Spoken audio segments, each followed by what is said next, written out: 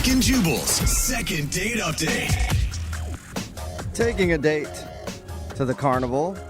It's usually a pretty good idea. Yeah. Got cotton candy, some corn dogs, lots of bright lights.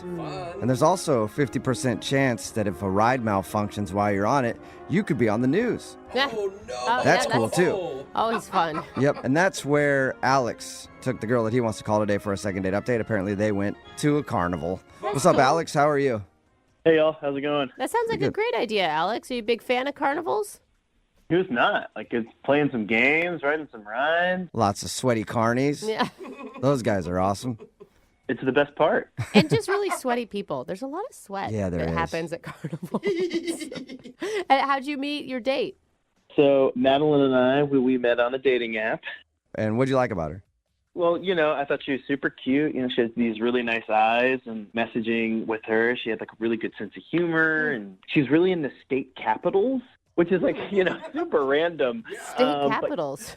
Yeah, like, she just mentioned it in her bio, and we were messaging. She was like, no, it's no joke. Like, I'm really good at knowing all the state capitals. Wow. And she likes to research why they're the capital in the first place. Yeah, I know. That is interesting. Right? Yeah. Cool. A couple of capitals have switched. They were one city, then they became a different city. Exactly. And so, and I always felt like I was pretty good at knowing those in, like, the fourth grade or whatever. When you had to. It was a fun thing to talk about, not the usual sort of like, what do you do? What do you like? Yeah, that's true. Usually people on dating profiles are like, I love to hike. That's what everybody says. I've never seen anybody like, I just really love state capitals. Right, exactly. So I was like, this is cool. This is a unique, interesting person. Right. And so how was it when you guys first met up? I mean, like, one funny thing, she looks like exactly like her pictures on her profile. Oh, that's funny. Which was really good, but she was also wearing the exact same outfit. Oh, that must be her hot outfit then, her sexy outfit. Yeah, I have that one outfit too, and I'm like, oh my God, I have it on in 3 photos. Dang it. Right. So, I mean, like, I mentioned it, and she was like, yeah, she basically said that. She's like, look, I look really good in this. Like, why would I not wear it? Why not? Everybody should just have one outfit they wear all the time that is their favorite outfit. Never switch it up. And it's not a bad idea off a dating app. Like, you know exactly who you're meeting then, right? You're like, oh wait, that's the girl with the blue shirt. I would rather have that than show up and be like, who are you? Yeah. Right? So how did everything go when you were out there at the carnival? Any weird moments, or was it all good? Well, so there's this one thing. I wanted to win her a prize, at one of the games. And I thought that would be, like, romantic and fun. And so I thought they had ring toss. And I've won ring toss a couple times in my carnival going days. Oh. So it's like, oh, I got this. This will be a great way to sort of, like, show off. Like, I wanted to win her, like, a one of those ginormous stuffed animals. Yeah, every man wants to win a woman that, and no woman wants those. I know Like, women what that do love you, it. what do you do with them? It's just a trophy so they can Yeah. walk around the fair, the think- carnival. Yeah, and then show you have keep to it for drag the it day, around, and then you super get rid heavy. of it. And then you get rid of it later. So did you win the big stuffed animal for her and impress her with your ring toss abilities? Well, so I started playing, and I was just off my game. I don't know what it was, but I just could not win. How much money did they Oh. suck out of you Yeah. as you were losing? Well, do you want to know the first time or the second time I played? Oh, they got you one of those good. days. They got me, yes, 100%. So, like, I'm spending a lot of time and money, and I'm just getting so frustrated because, like, I should be able to do this. It's so easy. Finally, she's like, it doesn't matter. Like, I don't care. Like, let's just go on some rides. So I'm like, okay, cool. Let's do it. So we take a break. We go on some rides. We're having fun. And then we're walking back past the ring toss, and I just have to. I have to win. I know that feeling. You're like Anytime an I played addict. one of those games and I'd lose and then I pass by it again, I'm like, God, if I had just more cash on me right now, I would own you. Oh, yeah. I definitely went back to the ATM, and I got more cash. And I was like, No. I'm doing this. I'm winning. And so finally, I kind of win. I win her, like, one of those really tiny, small stuffed bears after I'd spent, like, 60 more bucks. Oh my gosh. So not worth it. And how long was Yeah. she just standing there watching you play ring toss? I mean, I wasn't keeping count, but, I mean, at least a half an hour. What? Oh. So maybe you spent too long doing that, and that's why she's not calling you back. She's like, Yeah. I might have. It's entirely possible. But but she seemed super grateful for the bear. And she was like, "Oh, this is so sweet." She wasn't just grateful the whole thing was over? I God, mean, give the man a prize already. Right, but I mean, she seemed into it. And then, we ended our night by like going on the Ferris wheel, and we kissed on the Ferris wheel, which was nice. Like, seemed like a good moment. Yeah. What was that kiss like? I mean, it was sweet. It was like No, moisture-wise. That's actually what I was looking for, a moisture level count. Sloppy, water. Well, we were both already really sweaty, so it was pretty moist. Nice. Yeah. So yeah, but then after that, Carnival sort of like shutting down, sort of like leaving and saying goodbye for the evening, and so I go in for another kiss, and then she kind of like averted my kiss and just went for a hug. Oh. Which was weird, right? Because we'd already kissed. Yeah. I mean, usually to me, if you kiss once and then she doesn't want to kiss you again, it means it wasn't very good for her the first time.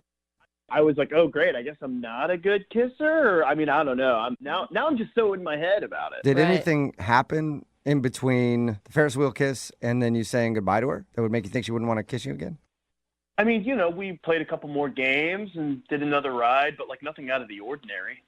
Have you heard from her at all since your date? I texted her, tried calling her, nothing. Okay. Oh, man. Huh. She was just like so cool and interesting, and I already feel like we have such a great connection, and it seems like such a good starting point. And so I just don't want to lose this one, Okay. Well, we'll play a song, then come back and call her and get your second date update, okay? Right on. Thank you, guys. All right, hang on. Moving 92.5. Brooke and Jubal in the mornings. Second date update. If you missed the first part of today's second date update, Alex is on the phone, and Alex wants to call a girl named Madeline. They went to a carnival together, said they had a fun time. He even won her a small little teddy bear after I think he spent over $1,000 on games. He spent a lot of money trying to win her a prize. He finally won her a prize. They actually kissed when they were on the Ferris wheel, and then later when they were leaving and saying goodbye, she just gave him a hug and wouldn't kiss him again. So he's wondering if something happened between the Ferris wheel and her going home. And something I completely forgot to bring up in the first part, Alex, is you also said that she's a big fan of state capitals. Oh, yeah, that's right. Correct. Maybe she was just not impressed with your state capital knowledge, and that's why she's not calling back. Like, it's probably Bismarck. Is it North Dakota, South Dakota? Who knows? I think you got Bismarcked is what happened. You got Bismarck? Yeah. Oh, man. It happens to a lot of people. That's low. I don't know, man. I think I was doing pretty good on my state capitals. I mean, I even got Montpelier, so. Oh, that's a hard one. Is that even America? Yeah, it is. It is. It's Vermont. Is that a state? Oh, God. This is, okay, my head's about to explode. We should just call her. Yeah. I really hope this works out for you. I'm actually rooting for you on this one because it sounds like you really felt like this girl was special. I really appreciate that. Yeah, I think it'll be fine. It must have been something that happened at the carnival. Like, I don't know. I mean, it must have just been some stupid thing that I wasn't even aware of. And I just feel like if we can get on the same page, it'll totally be fine. Okay, well, we'll see if we can make that happen for you. I'm going to dial her phone number right now. Here we go.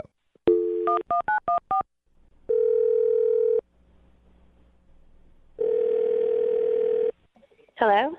Hi, is this Madeline? Yes, it is. Hey, what's up, Madeline? How are you? This is Jubal from Brooke and Jubal in the morning. Who? Jubal from Brooke and Jubal in the morning? I know it's a weird name. Have you ever heard this? Sorry. I don't know it. It's a radio show. Oh, a radio show. Mm-hmm. I'm calling you today, Madeline, because one of our listeners actually emailed us about you. About me? Mm-hmm. Yep. Or why? Well, because you recently went on a date with them, but now you're not calling them back. So have you been on a lot of dates in the last few weeks? I've just been on one. And was that with somebody named Alex? Yeah. To the carnival? How do you know that? Because Alex is the dude that wants us to call you. Why? Because he really liked you. He thought you were really cool and smart and funny and beautiful, and now he's not getting a call back. That's sweet. Yeah. Okay. Well, I just didn't see the point because I don't think that we have a future together. from the way he described your date, everything was great. Yeah, he said that the energy between you two is awesome. He's a great guy. I just, I'm looking for something that's more long-term, and I just didn't see a future with him. Well, how can you judge that based off of one date at the carnival? I don't know. I just know. How long do you need to know somebody before you know if you do or don't want to spend your life with them? I mean, 1 minute. That's I can quick. tell. Just takes me 1 minute. Really Yeah. quick. But I'm a very good judge. Just because I don't want to be around anybody for my whole life. Oh my gosh.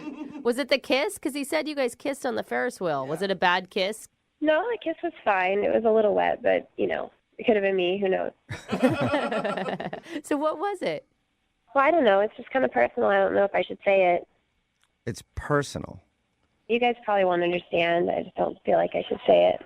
Really? Well, he really wants to know because he liked you a lot. Well, it's just the same with me. I'm looking for, a long-term relationship. I'm looking for the one. I want to get married. And there's just certain factors that I need from a man. Is he short, too tall, too ugly? Sometimes I meet people and they're too ugly to date. Yeah, but maybe Is it's that? or is it something bigger? Like he doesn't want kids and you want kids, or? No, he definitely wants kids. I asked him. That's kind of the problem. Oh. The problem is he wants kids and you don't? I just really want to have a nice, beautiful family and cute kids.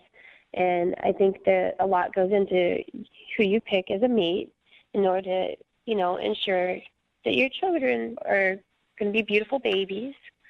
And there was this... So he's going to produce ugly children? That's what it sounds like to me. You're like, his genes are not up to par. Well, that's kind of the problem. His genetically, he doesn't work for you? Kind of. There's these things at the Carnival where you can actually go into a photo booth and it matches you both together to show what your children would look like. That's funny. I know you're laughing, but it's actually fairly accurate. They have them now to where they're like 90% accurate. Really? What? And yeah, and when we did that, Alex and I, it wasn't a good result. No. Wait, come on. come on. That's like a fake carnival thing. It Yes. isn't actually what your kids are going to look like.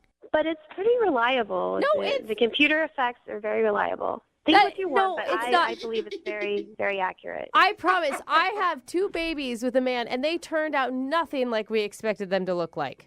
But you probably didn't do the computer thing at the Carnival either. No, but I bet that they'd be pretty ugly if we did, and they're beautiful children. Like, you can't base something off of some weird carny game.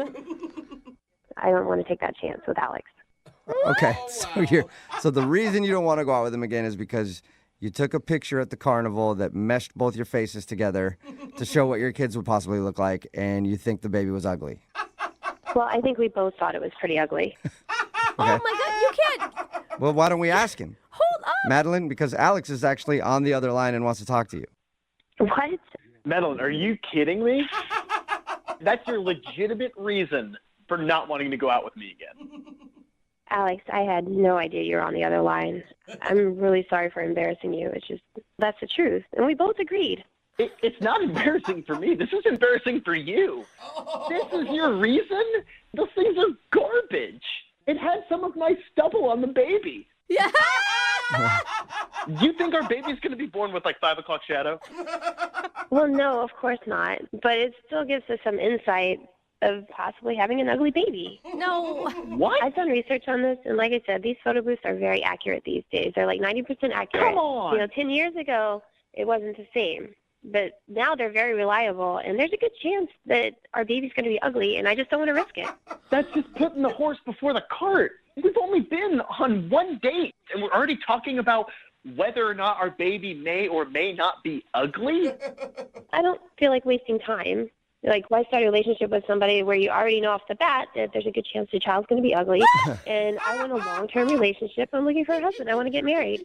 There's always a chance your baby's going to be ugly. And Madeline, how could you even say, they're 50% your genes. What if you're the one that's contributing the ugly genes? Then you're always going to have an ugly kid. It doesn't matter. When your baby is born, that thing can be literally look like a fish, and you will think it's the most beautiful thing ever. It's just how nature works. You love your own kids. You're supposed to anyway. Yeah, not everybody does. But that's the idea, right, Madeline? And if you're going for just looks, even for your children, I just don't feel like that's very smart.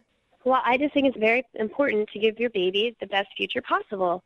And I want to have an attractive baby. Okay. What are you talking about? And I hear what you're saying about 50% me. That's true. But let me tell you, my ex-boyfriend and I did the same machine, and we actually had a very cute baby come out in the photo. Okay, so it's just how you guys mesh together, and you don't feel like you and Alex would make a good-looking baby because of the carnival picture that you took. Yes, and it made me realize that sometimes you don't know what you have until it's gone. So I actually started texting my ex again this week. Oh my gosh. And it looks like we're going to hang out and see Oh my gosh, if we Alex. should try again. What are you talking about? This is absolute insanity. I cannot believe you are giving a machine, a carnival machine, any sort of validity on how you run your life. I mean, this is just.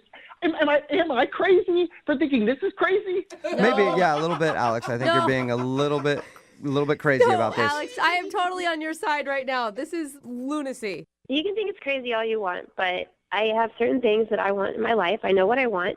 And if things go well with my ex, then who knows? I feel like we could really have a better shot at producing a beautiful child than Alex and I. Okay. Well, sounds like you guys are getting along great. So, Madeline, would you like to go on a second date with Alex? We will pay for it. I don't think it's a good idea. Oh my gosh. Alex, are you disappointed in that? At this point, not at all. Alex, I'm sorry if this whole thing hurts your feelings. I mean, you should definitely go back to the carnival and try with other women. You never know, but Wow. I have a feeling that all the results are going to be a little negative. Oh! All right. Wow. Well, Well, Alex, you're going to have fugly babies. Sorry. apparently. Okay, yeah, sure, you're right. That's what I'll do. I'll just be lining up women to hopefully find the one time that I can maybe produce a beautiful baby. Yeah. Yep. Well, That's such a good visual. the good news, Alex, is you get to spend more time at the carnival, and I think that's a highlight for you. So I'm considering this a successful second date update. Thanks a lot. See you at the carnival. Brooke and Jubal in the morning.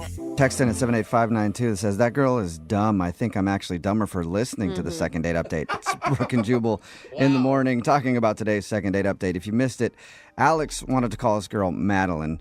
Alex took her to a carnival and spent a ton of money at games and booths trying to win some stuffed animals for her. They actually kissed on the Ferris wheel, but then when they were leaving, she just said bye and didn't kiss him again. When we called her and got her on the phone, she revealed that they visited a booth where they take your faces and mix them together to show what your future kids will look like. And Madeline took it very seriously. Yeah. And she thought their carnival baby was so ugly that they wouldn't have a future together because all they would produce were ugly babies. Oh, And she got back together with her ex Yeah. because her and her ex did the same photo booth, and she thought those kids were cute. Yep, it actually drove her Yeah. Wow. back into her other relationship. Yeah, it sounds like a healthy relationship, too. Yeah, Oh, yeah. makes good judgment calls. that's good. I mean, add kids to any relationship and things get easier. That's what they always say. You know? They decided to not go out again because now she has a boyfriend, a new old boyfriend, I guess. Somebody texted in at 78592 and says, my husband and I did the same thing, and our kids were hideous in the pictures, and they turned out even more hideous in real life. That's not what they texted. They ended it by saying, and our such a kids liar. are cute. Anyway, they aren't going out again, and hopefully she'll have cute babies in the future. Oh my God, And she's not gonna those have ugly babies that they would have had together. a meltdown. Put it back in. Put it back in. I don't want that one. Remember, if you want to do a second date update, all you have to do is email the show, and we will call the person who didn't call you back. Brooke and Jubal's second date update. Women love an artist. As a matter of fact, that's why it's called the Mona Lisa. Not a lot of people know that, because when Leonardo da Vinci painted it, all the ladies saw it and moaned. Little known art fact. Oh, and thank you for our art education this morning. sounds like we have a modern day Da Vinci on the phone with us. His name is Nathan. And I say that because Nathan apparently took the girl he wants to call today to a painting class. Oh, And fun. Nathan, did she moan? A little. What? Nice. Come on, Right. Nathan. Not Yeah. right off the top, all right? Listen, we got to work up to that kind of information. I mean, I'm a good artist. What can I say? Yeah. Oh, boy. Yeah. Before you tell us about the date, first of all, what's her name?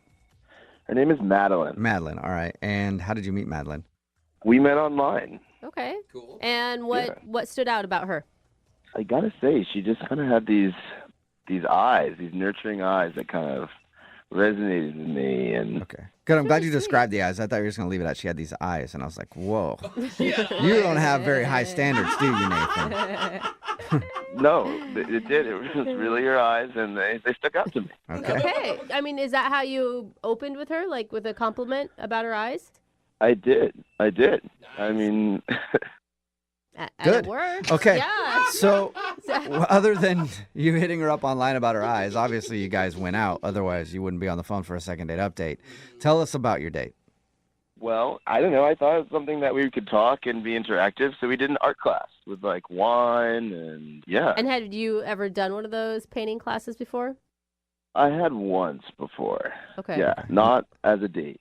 Well, how'd it go as a date, other than just painting with your bros? I mean, I thought pretty well. Was there like a moment that sticks out about the date, whether that's good or bad? Yeah, she liked my work, and she nudged me, and she was like, "You're like a modern Bob Ross." And I was like, "All right, I'll take that." Yeah, because there is nothing sexier than Bob Ross. No, for real. Those happy little clouds. They're very happy. Is that all you did then? Went painting? No, we went to go to my apartment to actually hang it up. Oh, that is a That's cool. smooth transition. smart. Was that your idea or hers? Because that's a pretty slick line. You know, I said that I would like to hang it up, and she said, "Well, let's go hang it up at yours." She volunteered to come with me. Okay. Even better. Cool. All Okay. right. And who held the nail? She did. Hey, All right. Nice you touched your nail, bro. Yeah. What happened back at the apartment? Was it on?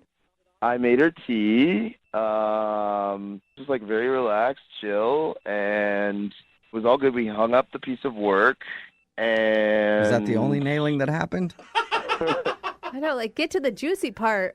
regrettably, first date, I didn't want to go too far, gentlemen. Okay. But after we hung it up, it was kind of weird, frankly. She told me she had to go meet her maintenance guy at her apartment. What? Okay, that's Like a Yeah. weird excuse to leave, unless she like had an appointment and knew about it earlier. But you think Like she an would have told you that? emergency? I don't know. I thought that was really weird because usually maintenance guys have keys to the building, and I don't know. I thought that was really weird. Was this like a Friday night? Was it late? It was Friday. It wasn't crazy late. It was like 10:30, 11. Well, pretty late 10:30 or for a 11, yeah, maintenance guy. that is kind of late. I mean, maybe, but I don't know. We were having a good time. It just Okay. seemed out of the blue. So that was it. She left to go meet her maintenance guy. And did you get a kiss or a hug or anything like that? Yeah, I gave her a hug, and it didn't feel like, she didn't pull away or anything. It felt nice. That's good. And then she left. Why do I picture her using maintenance guy in quotes, like air quotes around it when she told you? Whoa, like she's running off to the next guy or something? I don't Or know. something else? Yeah. Something other than you. Wow. Anything other than you is what it sounds like. Have you talked to her since she left?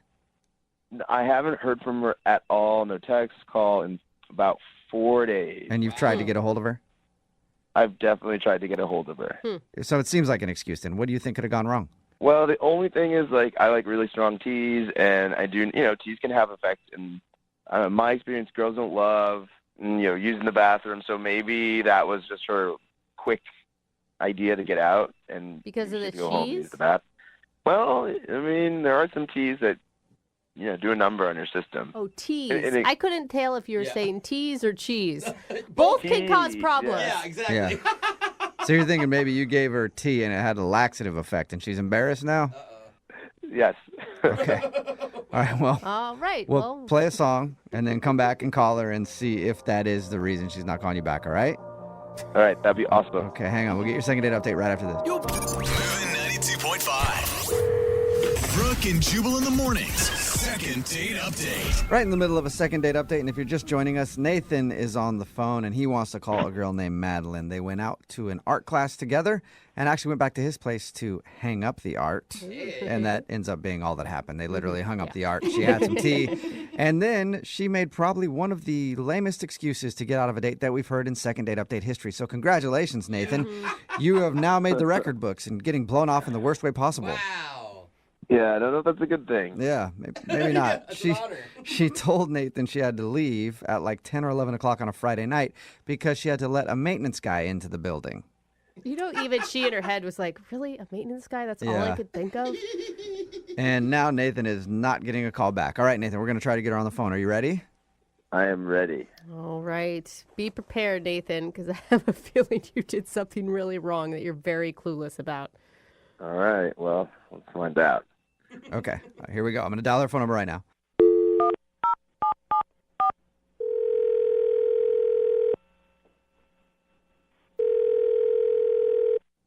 Hello?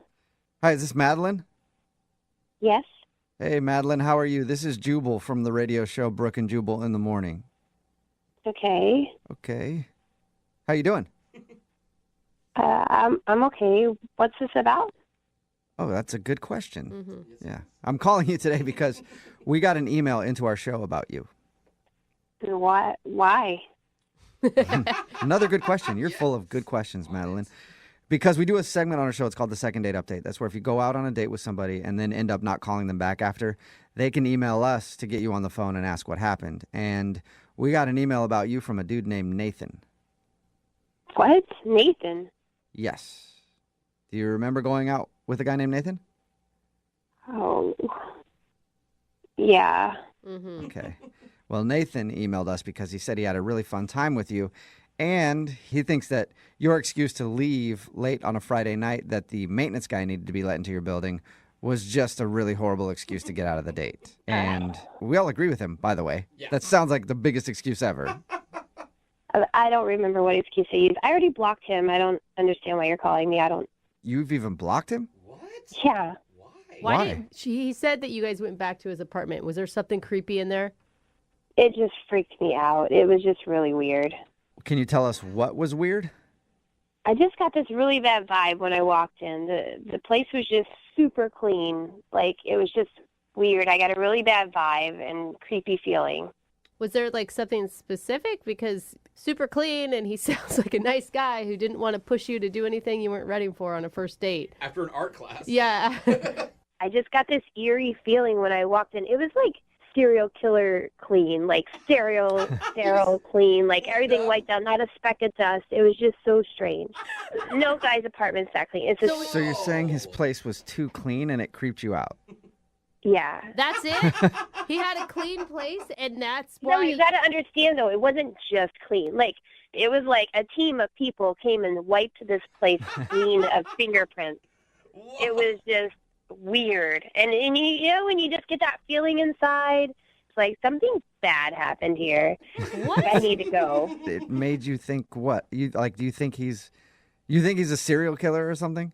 No, I don't know, but I'm just saying it was way too clean, and Something's wrong with that. Maybe he's just, one of those OCD types that really like a clean house. Or maybe he read the decluttering book that everybody reads. And it's not that clean unless you just moved in and took the plastic off of everything. There was nothing out of place. It's like a museum. I think he All sounds right. dreamy. Can he move into my house and improve some things that I've got going on? Go for it. That's on you. Be my guest. I don't want to be anywhere near him. What about on the phone with him? No, I don't even want to talk to him. Oh, that's a shame. Because he's actually on the other line listening right now and wants to talk to you. You're kidding. No, I'm not. Unless he hung up. Nathan, are you still there? I'm here. Oh, my God. Oh, my God. Hi, Madeline. Hi, Nathan. I guess you heard all that. Yeah. I don't see a problem with my apartment being so clean. It might not be a problem. It's unusual, and I'm just not used to that. And so, yeah. Madeline, you're being really nonchalant when you were basically just accusing the guy of scrubbing his house because there was maybe dead bodies earlier in the evening. She didn't know he was on the phone. Wait, but that's what it sounded like. Like you're getting rid of all fingerprints. Nathan, have you killed anyone in your apartment? Be I honest. have not. I'm sorry. I just got a weird vibe when I came in, and Madeline, why would you want to be dirty? Oh. Why would you want that? What? I don't. I'm just saying your place is, like, so clean. It's just freaky. I mean, I have had people comment on how clean it is, but I don't like dirty things. Dirty things really upset me. Whoa. Okay, so Okay, now that did sound a I'm little starting crazy. to get Okay. a little bit on Madeline's Yeah. side now, That was Nathan. kind of creepy. See? I'm not crazy. I Nathan, don't think he meant it like yeah. that, you guys. Did you mean it in the way that it sounded? Because it sounded super creepy the way you said that, Yeah, Nathan. you said upsets you instead of a noise. No, I didn't mean to be creepy. You guys, give this guy, Madeline, I feel like you're missing out on possibly a really good guy because you're making a lot of implications on just a clean house. I can clean my own house. Seriously. Why? I mean, would you rather have a dirty boy? Because I've known dirty boys, and I refuse to be a dirty boy. What? Why is he like? Are you just messing with us now, Nathan? disrespectful. Nathan, are you like doing this on purpose? Doing what? Nothing. Nothing. Yeah, never mind. I mean, I've told you, if dirt is bad, it's the enemy. And if I see dirt, I will get rid of it. I like a clean apartment. Get rid of it? See, guys, what happens if I come in and my shoes are a little dirty or something like that? Like if we did. There will be no dirty shoes in my apartment Whoa. Okay. Okay. because I would ask you to take them off. I just don't like dirty things. Okay. But Nathan, what happens if we're eating and I drop something or spill something or make a mess? Then what? Then we'll clean it up right away. Okay. You're going to get angry at me? I do not get angry. I just clean the dirt. This is so strange. Yeah. Huh. Talk about a neat freak. Yeah, I mean, Nathan, you're obviously passionate about cleaning. Huh. Very. Madeline, listen, if you come over again, I will show you that we can make something dirty together, and then I will clean it up. Okay. Sounds like a great second. Yeah, it does. On that note, I'm just going to ask you, Madeline, would you like to go out with Nathan on a second date? We will pay for it, even if say it's no. cleaning supplies. As tempting as that is, I'm okay to not go. Yeah. You I sure? feel like trusting your gut may not be a bad choice for you. Well, Madeline, I'm really bummed that you'd rather date a dirty boy than me. You're making a mistake. Stop saying dirty boy. No, just... All right, Madeline, so take care, because the dirty will be judged. Goodbye. Oh my God. Okay, I think you need to do more than just block him. Madeline, are you still there? I'm a little freaked out and scared. Yeah, I- sorry. I Yeah, got rid of him with the blocking, and here you guys opened that back up like freaking Pandora's box. He doesn't know anything about you other than your phone numbers and stuff, right? Yeah, he doesn't know anything. He probably doesn't even know my last name. I blocked him on everything. Okay, Okay, good. that's All right. safe. Yeah, Uh-huh. you are safe. And I feel sorry for all the dirty boys out there right now because Nathan sounds like he might be fired up to do some cleaning tonight. I hope not. Brooke and Jubal in the morning. Got a text in at 78592 says, I think it's our obligation to alert the FBI to that second date update. And I think you might be right. At first, I didn't think the dude was weird, but definitely now I've changed my opinion. If you missed today's second date update, this girl Madeline was not calling this dude Nathan back after their date because his apartment was too clean, she said. She said it was almost serial killer clean. She said it was so sterile that she just got a really bad vibe from the place, like horrible things that happened there. And that's why he had to clean it up so much. It seemed pretty ridiculous, but when we were talking to Nathan, he said some creepy things. Yeah. Like dirty things upset me. Yeah, and not like dirty, like, oh, girl, you're so dirty. Yeah. Yeah, like dirty. Like, I don't worry. like dirty yeah, things. that's the tone. And he asked Madeline why she would want to go out with a dirty boy. Yeah. And again, it wasn't like a dirty boy. It was like, Yeah. dirty boys must die. Yeah, this guy's kind of the way he said Guy's it. like I mean, Dexter he didn't for Yeah. say- unclean people. He didn't say die, but his tone implied it. Yeah, it kind of did. Very, very creepy vibe from the guy. In the end, Madeline decided to stick with her gut and no second date update, and she's blocked him on everything she says. Good.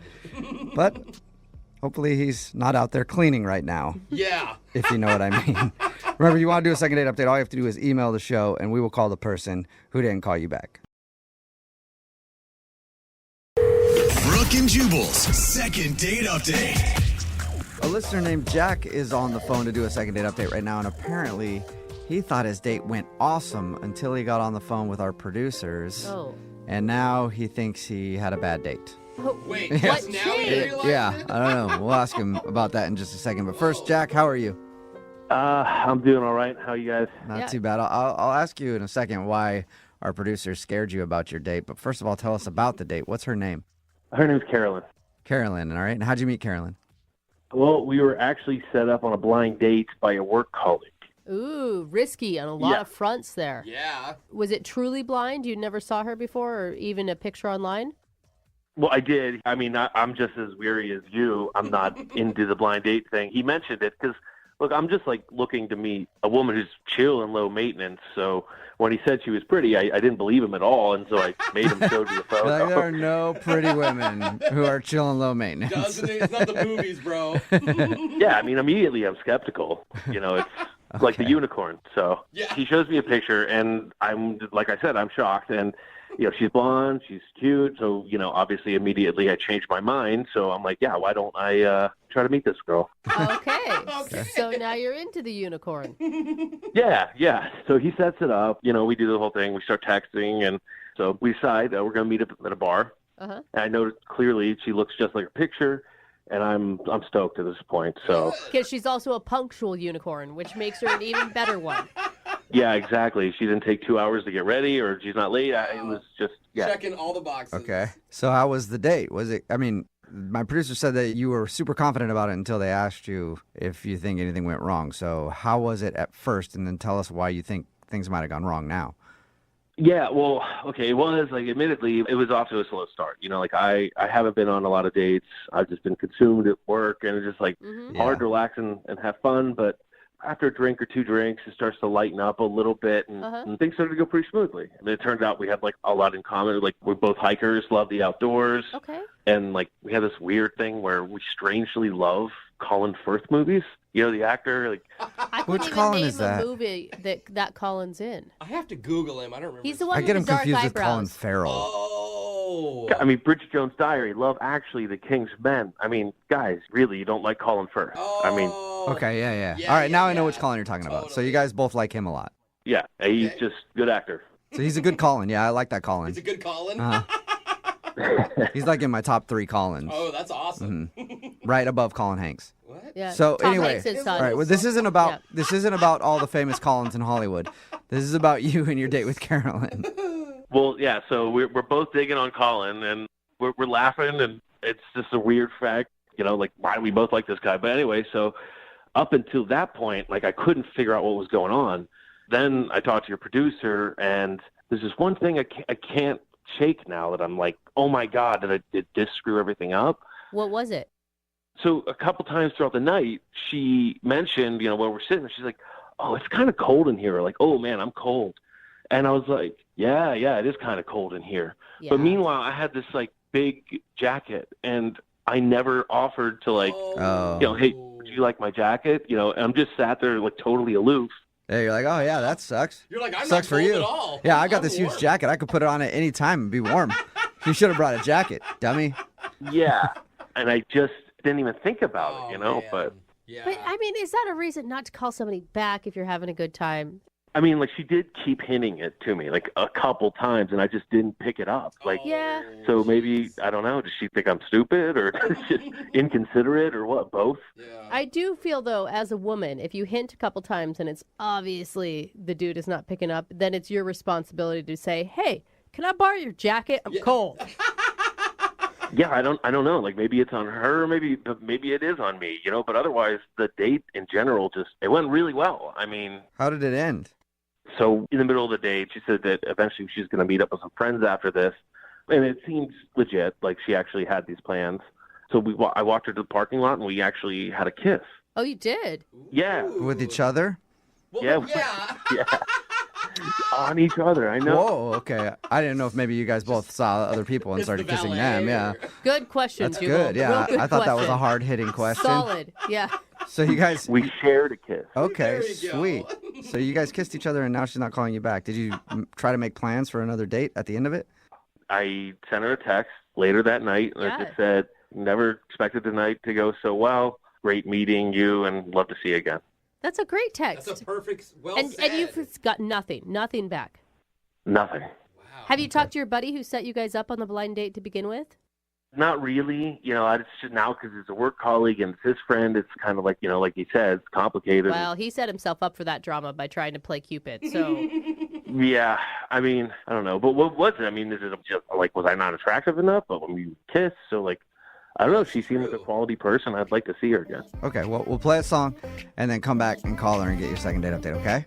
Cool. All right, man, hang on. Moving 92.5. Brooke and Jubal in the mornings. Second date update. If you're just tuning in for today's second date update, Jack is on the phone, and Jack really would probably rather be calling the famous actor Colin Firth for a second date because apparently he loves Colin Firth a lot. But Jack, bad news. Colin Firth is married. I just looked him up on IMDb. Hey, I respect that. Yeah, okay. All right, well, respect his acting and his marriage, please, okay? Absolutely. So instead, we're going to call Carolyn. Jack went out with a girl named Carolyn. He actually met her through a colleague of his. It was kind of a blind date. And the reason I bring up Colin Firth is because, according to Jack, the date started pretty slowly. And then once they started talking about Colin Firth, things picked up because apparently they both are huge fans of his. Wow. He ended the date with a kiss, but now she's not calling him back. So we're going to see if we can get her on the phone and find out why. Are you ready, Jack? I'm ready. I'm kind of nervous for you. I mean, you talk this woman up. Like, she's cool, she's beautiful, she loves Colin Firth. I mean, it sounds like it honestly could be the start of a relationship. Yeah. Yeah, I mean, that's what I thought. I mean, that's why I sent that text. I was just like, this is quality stuff. This girl's my unicorn. All right, well, Unicorn girl. we'll see if she answers her phone and then ask if you can go out with your unicorn again, okay? All right. All right, here we go.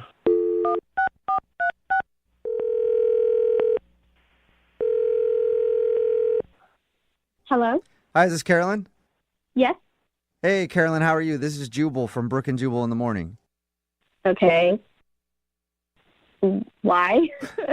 Are you calling me? Well, Solid question. Yeah. because we do a segment on our show. It's called the Second Date Update. That's where if you go out on a date with somebody and end up not calling them back after, they can email us to get you on the phone and ask what happened. And we got an email about you from a dude named Jack. Oh, I'm so confused right now. What? I'll try one more time. So you went out on a date with a guy named Jack Yeah, I did kind of. How did you know that?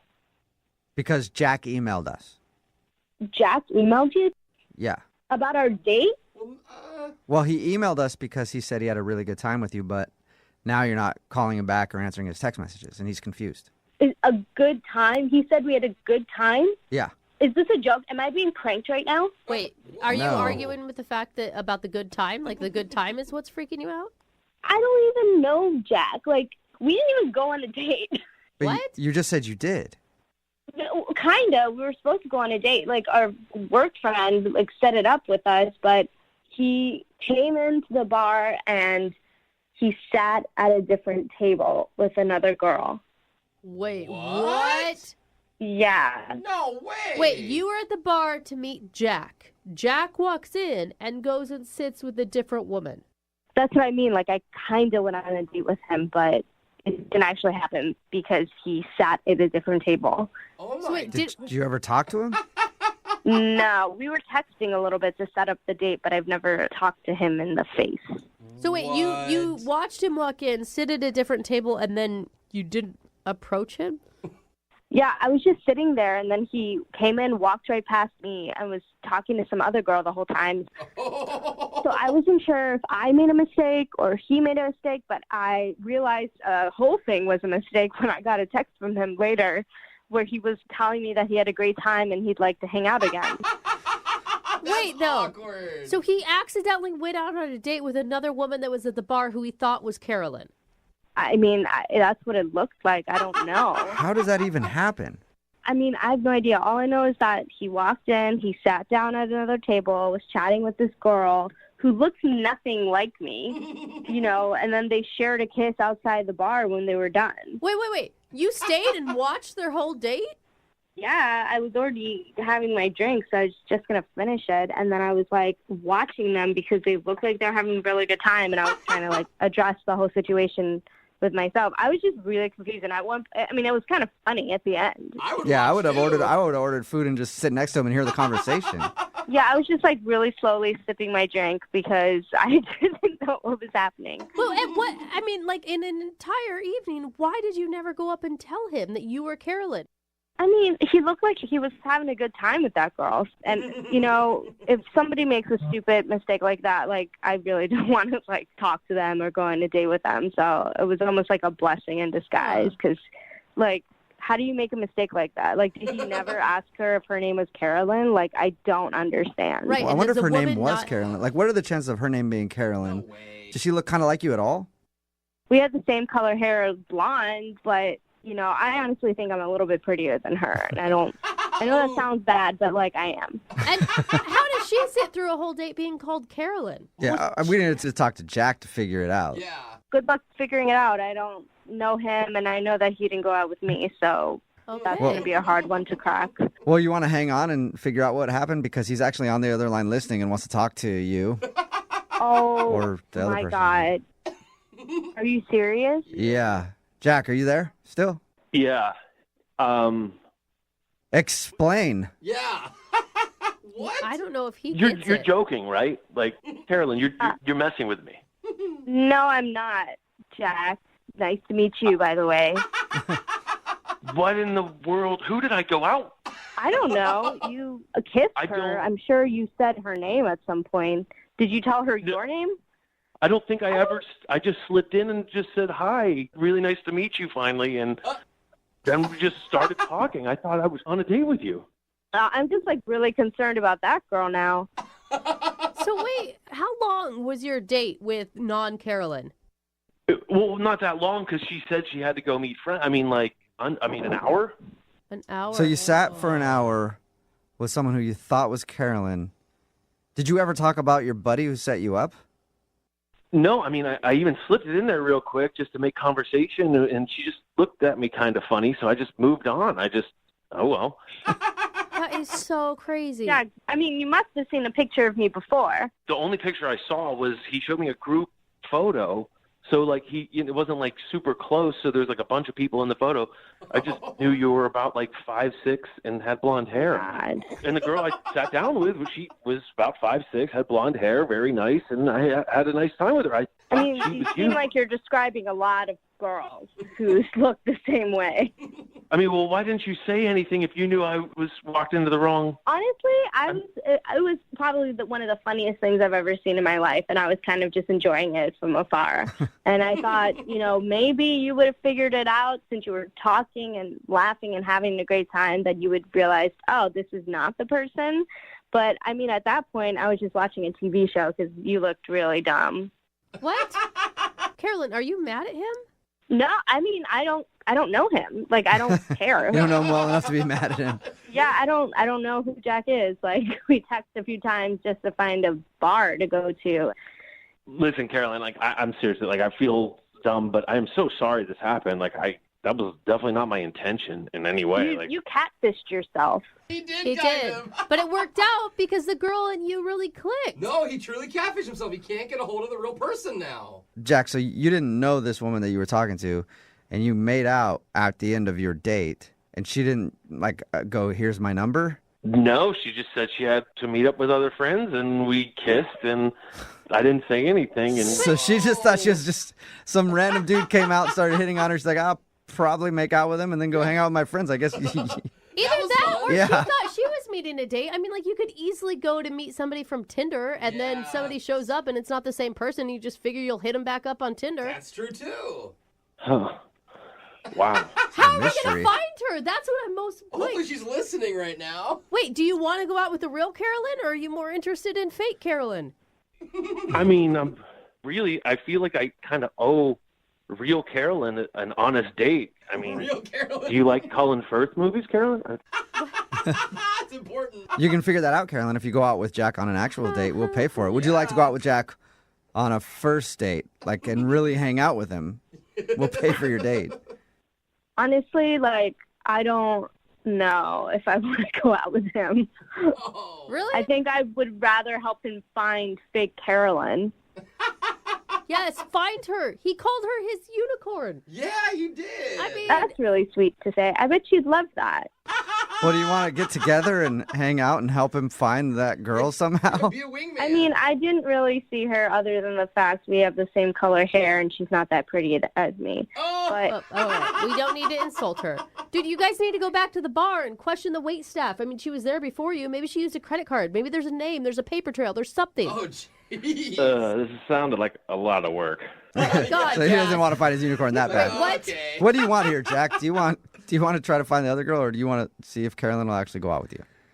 Well, Carolyn, what do you say we go back to the bar and we can do a little investigation together, and maybe that counts as a little bit of both. Yeah. yeah, no. Oh, come on. So I no? like the idea. You make bad life choices as far as I can tell. Is that a solid no on a date then? That's a solid no. Okay. Oh, no, okay. Well, I'm sorry, Jack. Maybe somebody out there is listening that made out with a random dude at a bar who sat down at your table. Text in if Text you in are. 78592. Other than that, Jack, I don't know how we can help you. Well, you tried. If anybody, my unicorns out there listening to me, fake Carolyn, please come back to me. Yeah, all right. Fake Carolyn, if you're out there, hit up Jack. Brooke and Jubal in the morning. Got a text in at 78592 says now everybody listening wants to help find the fake Caroline. Yeah. Talking about today's second date update. If you missed it, this dude Jack wanted to call Caroline. He thought she was great. They bonded over Colin Firth. But the thing is, it was a blind date.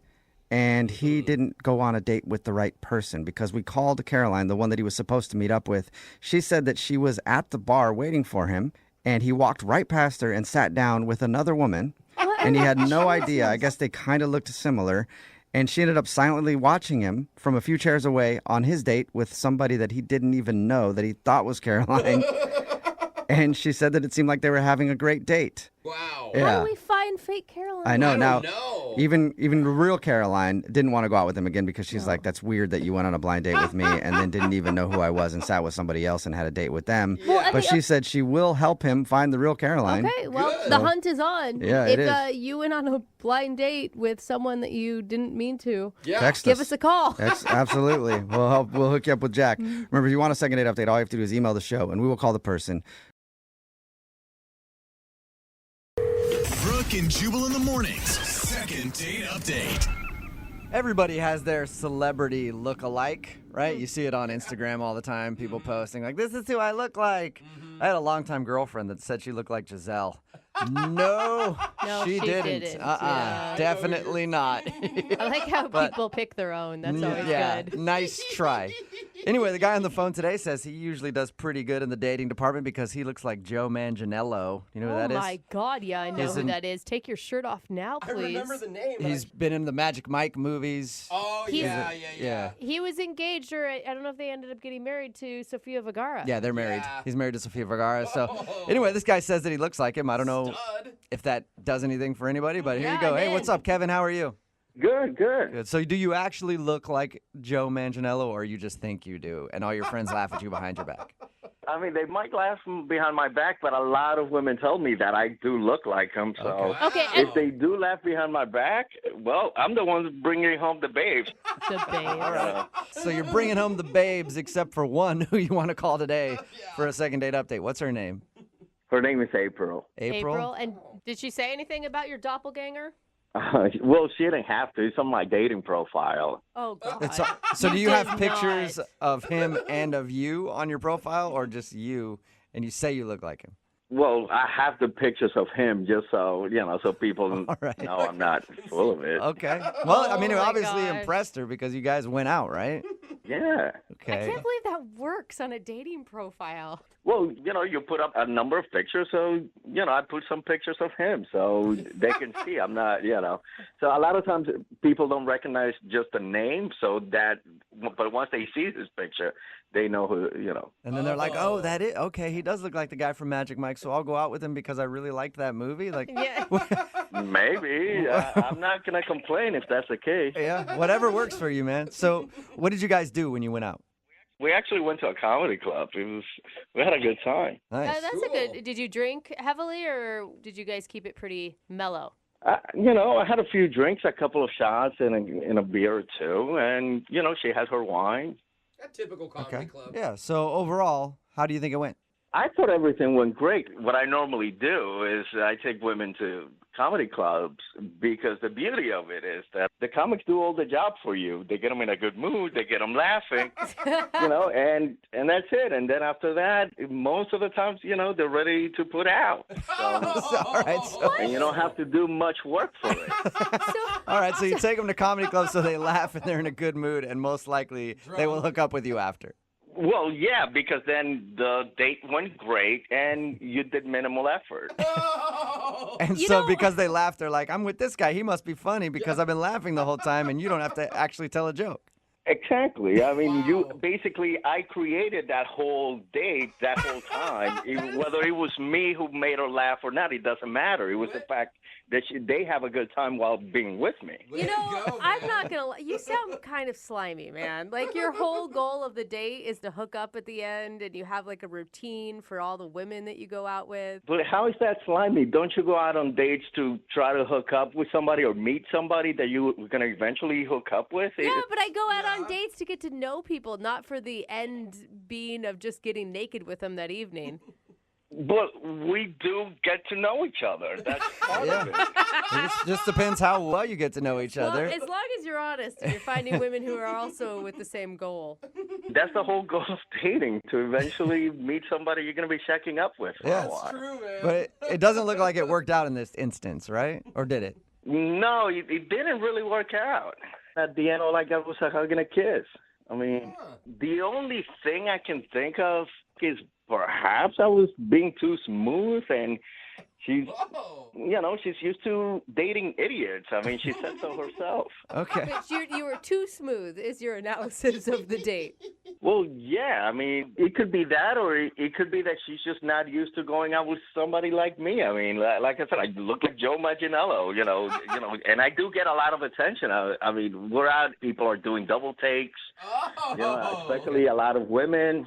And then, of course, I look back at them. Maybe, she felt intimidated. It's very I possible. see, yeah. I'm kind of intimidated talking to you, Yeah. honestly. It wouldn't be the first time. Is this unusual for you not to take a woman back to your place after a date? It is. It is. I mean, usually, at least, at the very minimum, if I don't take them back to my place, I get to second base or something. Okay. At the very minimum. But none of that happened. Like I said, it was a kiss on the cheek and a hug and a thank you, and there I am thinking I want my money back or something. I'm like, So do you want to call her to try to go out with her again, or do you want to ask for your money back?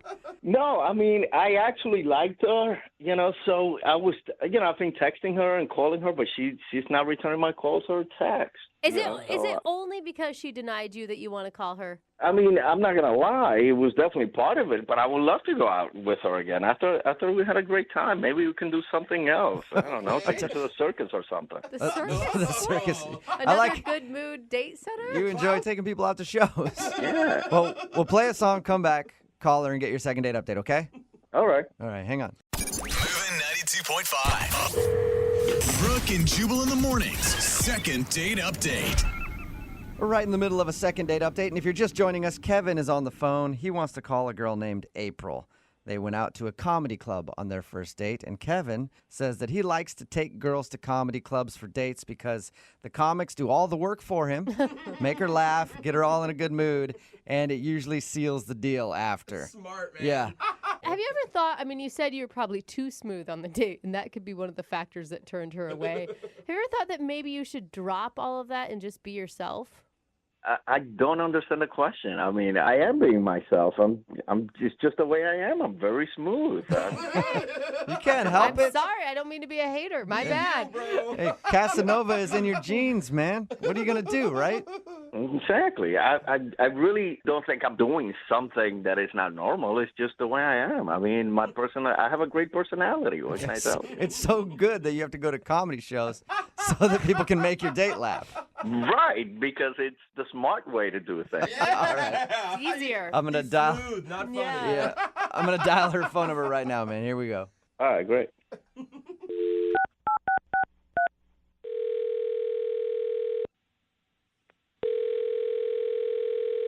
Hello. Hi, I was looking for April. Yeah, this is she.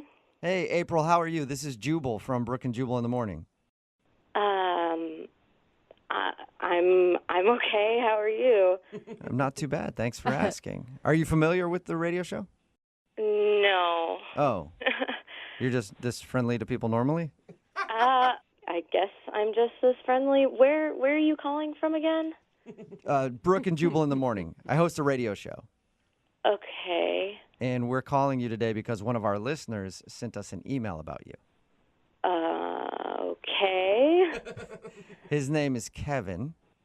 Oh. And Kevin emailed us because he said that he took you out on a date, but now you're not getting back to him, and he's confused. Oh,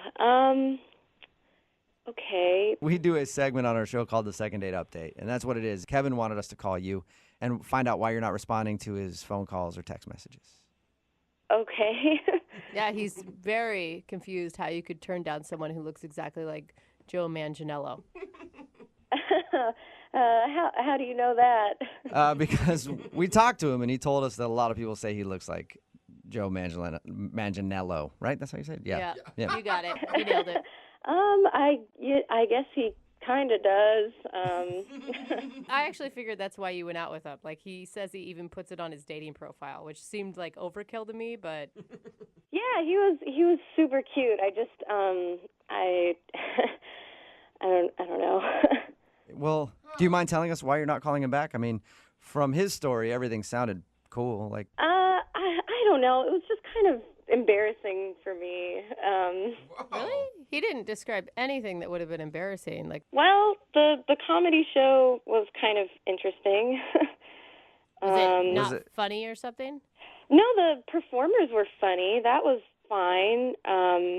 I guess they kind of called him out at one point. they called him out? Yeah, like they called on him. 'Cause, sometimes performers do that. They pick on someone from the audience. Yeah. And they picked on him, and they were kind of like, you're here every week with a different girl, and Whoa! No They way. called him no. out for that? yeah, and he just kind of laughed, and he didn't really say anything, and I just thought it was kind of odd. Yeah, you're like, Oh, man. red flag. Got Yeah. blocked, man. You might not know this about me, April, but I do stand-up comedy too, and I've been in this situation where I've seen people in the audience with different girls or different guys, and I'm like, oh, it'd be so fun to call them out, and somebody actually did it. Oh my Yeah. God. Dude, he must go a lot to have that done to him. Yeah, he was like, this guy down in the front row, broad shoulders over here. And he was laughing, and he was like, oh, man, so where'd you get this one? Is this number 25? Oh, man. Whoa! All right. So God, that must have made you feel like crap. Yeah, pretty instantly. Like Oh. crap. Oh no. I could see how that would be embarrassing for you. It was just pretty embarrassing. I mean, what do you say? What are you supposed to do? I just kind of laughed and. You can't come back from that. Did you ever ask him about it while you guys were out? Yeah, I didn't ask him in the club because, there are tons of people watching, so I didn't really say anything. But then when we were walking out, I kind of was like, hey, so, why, do you come here a lot? Why did he call on you? And he just kind of said, oh, yeah, that guy was joking around. They're just picking on me. Yeah, right. He didn't really answer, but he kind of made it seem like, I don't know, maybe he and the performer were friends. He just, he didn't go into it. Of course they're friends. He's one of their best customers, obviously. No kidding. Yeah, so, I just felt really uncomfortable at that point, and I didn't really want to be date number 25, and... Do you think if the comic hadn't said anything that you would have actually enjoyed yourself with him? That's very possible. Yeah, I would say so. Oh no. Maybe. The show was good. It's easy to enjoy comedy performances. You don't really have to talk to the person you're on a date with. Yeah, and you're in a great mood after, so the date seems awesome, and then you know. Yeah, comedy shows are always pretty high energy, so. Backfired. I can't Yeah. believe it. Well, April, I do want to let you know something. I want to let you know that Kevin is actually on the other line and wants to talk to you. Okay, sure, yeah. No, seriously. No, he's April, there. he really is. No, he's not. You're pulling my leg. No, I promise. Kevin, Yeah. Yeah. see? There's Kevin. Hi, Oh, April. Nice to hear your voice again. oh, that's, yeah, okay. Like I said when we started chatting, before we met up, you have the sweetest voice there is. Oh my God. Really? Leon, Thank you. I appreciate that. I missed it. What, Kevin? What is... Kevin, what do you have to say for the comedian's comments during the date? Look, it was obviously a joke. I don't know why you're making such a big deal out of it. I mean, the guy said number 25. I mean, come on, that's an exaggeration. It's like that's what But so comics you have do in brought other jokes. girls to this comedy club before, then, even if it's not 25, right? Well, to other places, not necessarily there. I mean, I like comedy, and you know that. I mean, why comedians are paid to stretch the truth, and and we're sitting front row. That's of course they're gonna pick on you. I mean, okay, so yeah, like comedians stretch to the truth, but why? I mean, I asked you about it as we were walking out too, and you just kind of like didn't say anything. So something makes me feel like you have been there a lot. Like I told you, it was a joke. And look, April, the bottom line, in all seriousness, your laugh makes me so hot. So that is the truth. No, What did you say, Kevin?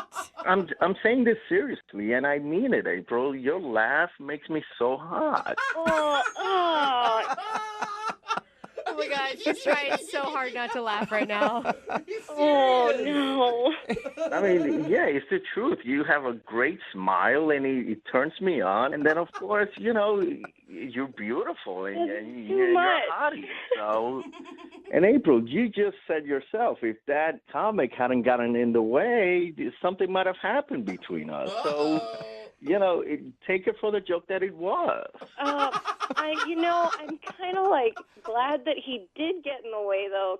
But there's part of you that kind of is curious, isn't there, April? Like, I just feel like I will give him, he's kind of smooth. The accent helps a lot. Yeah, it does. Yeah, the accent helps. April, look, it doesn't have to be a long-term thing. We can just go out again and have a good time, and, at least we'll have a great time together. You just gotta let yourself go and forget about what some comic at some comedy club said. I mean, come on. Well, I don't know if I feel comfortable going out with a guy again who is putting me on a radio show. I don't know about and that. who's asking for a one-night stand. I didn't offer her a one-night stand. I mean, her laugh is intoxicating, and I want to give that laugh options. Oh, nice. Oh, man.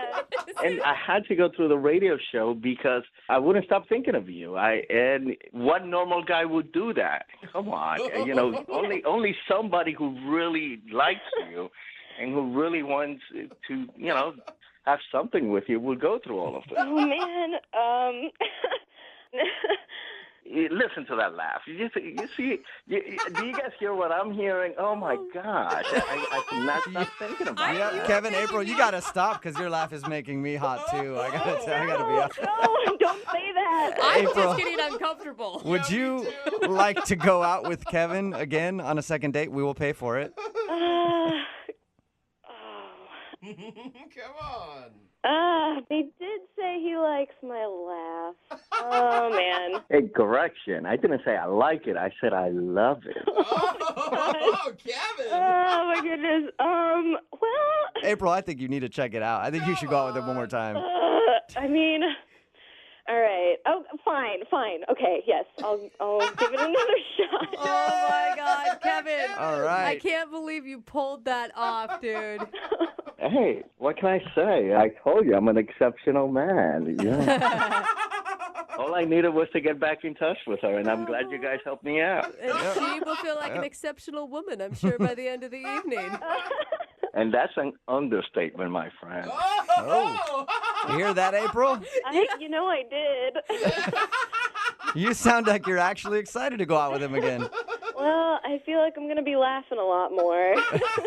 You'll be making all kinds of sounds by the end of the night. Trust me. All right. Oh, wow. Brooke and Jubal in the morning. Brooke and Jubal in the mornings. Second date update.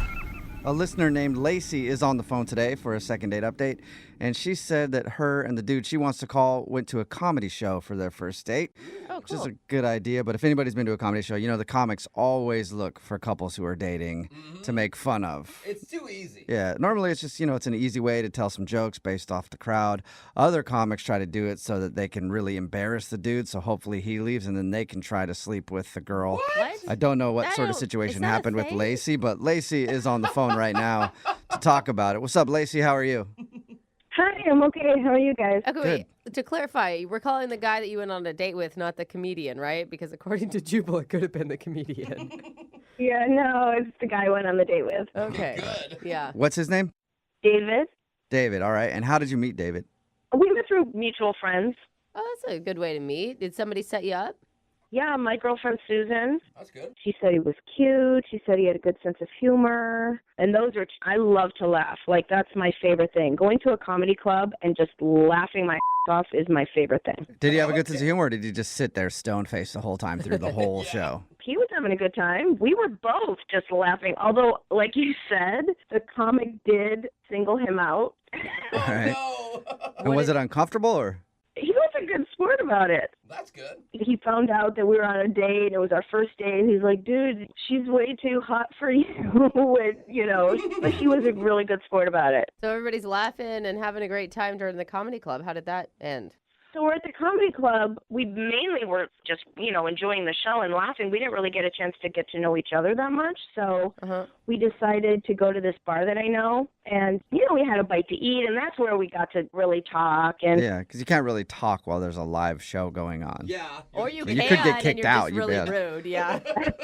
and it was just more fun, Like, I kind of felt like, my family dynamic is very, full of humor. Like, we're always laughing about stuff, telling stories. You guys everything. sound crazy. What's that? I just said you guys sound crazy and fun.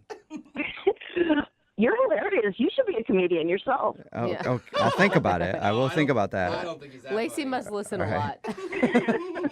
So your family is very fun, and he was also fun, so it felt like you were hanging out with your dad? No, that's not what she's saying. I think at that's all. what I heard No. too. Oh, my gosh. No, it was just that kind of, it felt really comfortable and easy. And, we had the similar humor, the similar kind of vibe going on, Yeah. Like, I would rib him about the comedian going off on him, and then he would rib me, and we were just sort of bringing up jokes that we'd heard that night and sort of going off on those. Good. It was just really fun. And plus, I felt like there was some chemistry, too. I mean, at least on my part. And, if I felt it like that, he must have felt it. Well, he must have not because you're on the phone with us for a second date update. Why do you think he's not calling you back? Well, that's what I'm calling you guys. I need some help with this because I don't know if the ribbing went too far, possibly, or... he could be just playing the field. Maybe he's dating a lot of other people. I don't know. How did everything end with you guys? Did you get a kiss, maybe slip on a banana peel, sit on a whoopee cushion? Classic.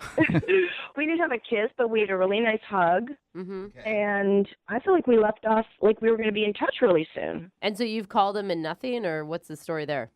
I've texted him, and he'll wait a long time, and then he'll kind of text me back. But, you can feel that it's non-committal kind of. Have you actually asked him to go out again? I said that, I had such a great time, and we should hang out again. Yeah. And what do you say back? He was like, yeah, I have a lot of work stuff coming up, and Sounds like a joke. Yeah. He is a funny guy. Yeah. it's not funny to me because I want to hang out with him again. All right, and you can't think of any reason why he wouldn't want to hang out? No, I really just want to know. Because, I keep thinking about it. You know what I mean? I just want to know yes or no, once and for all. And have you talked to your mutual friend that set you guys up? Did she have any intel for you? I did. I asked her about it, and she doesn't know. She says she hasn't really talked to him. She's been busy with stuff, too. And I don't know. Help me. All right, well, play a song and then come back and call him and get your second date update, okay? Okay. Thank you. All right, hang on. Moving 92.5. Brooke and Jubal in the mornings. Second date update. When you think of some of the greatest comedy duos of all time, you instantly think of people like Abbott and Costello, Laurel and Hardy, Kim and Chloe, and of course, you can't forget Lacey and David. Oh, yeah. Yep, the comedy duo that stole our hearts, but now they're not performing together anymore after man, one man. date. Oh. If you missed the first part of today's second date update, Lacey is on the phone. She went out with the dude named David to a comedy show. After the comedy show, they hung out at another bar, and apparently the evening was full of laughs and fun. But now he's not calling her back, and she doesn't know why. The only thing that she can think is maybe a little too much joking around, not enough serious conversation. All right, Lacey, are you about ready to give him a call and see why he's not wanting to go out with you again? Yeah, let's do it. And you had said that the comedian had really gone after him for dating out of his league, that you were way hotter. You didn't continue that joke for too long, did you? We totally were ribbing on each other, yeah. I mean, I did, but he seemed to enjoy it. We were laughing a lot. Yeah, I'm just wondering if at some point it came across as okay, now she's vain. Now she's just full of herself. I mean, obviously that's not what you meant, but... I mean, I brought it up later, but we didn't dwell on that for too long. It was just playful joking. Right. Okay, cool. Well, hopefully we can get you a second date because I want to see you guys back on stage again, yucking it up, Me too. All right, here we go. I'm going to dial his number.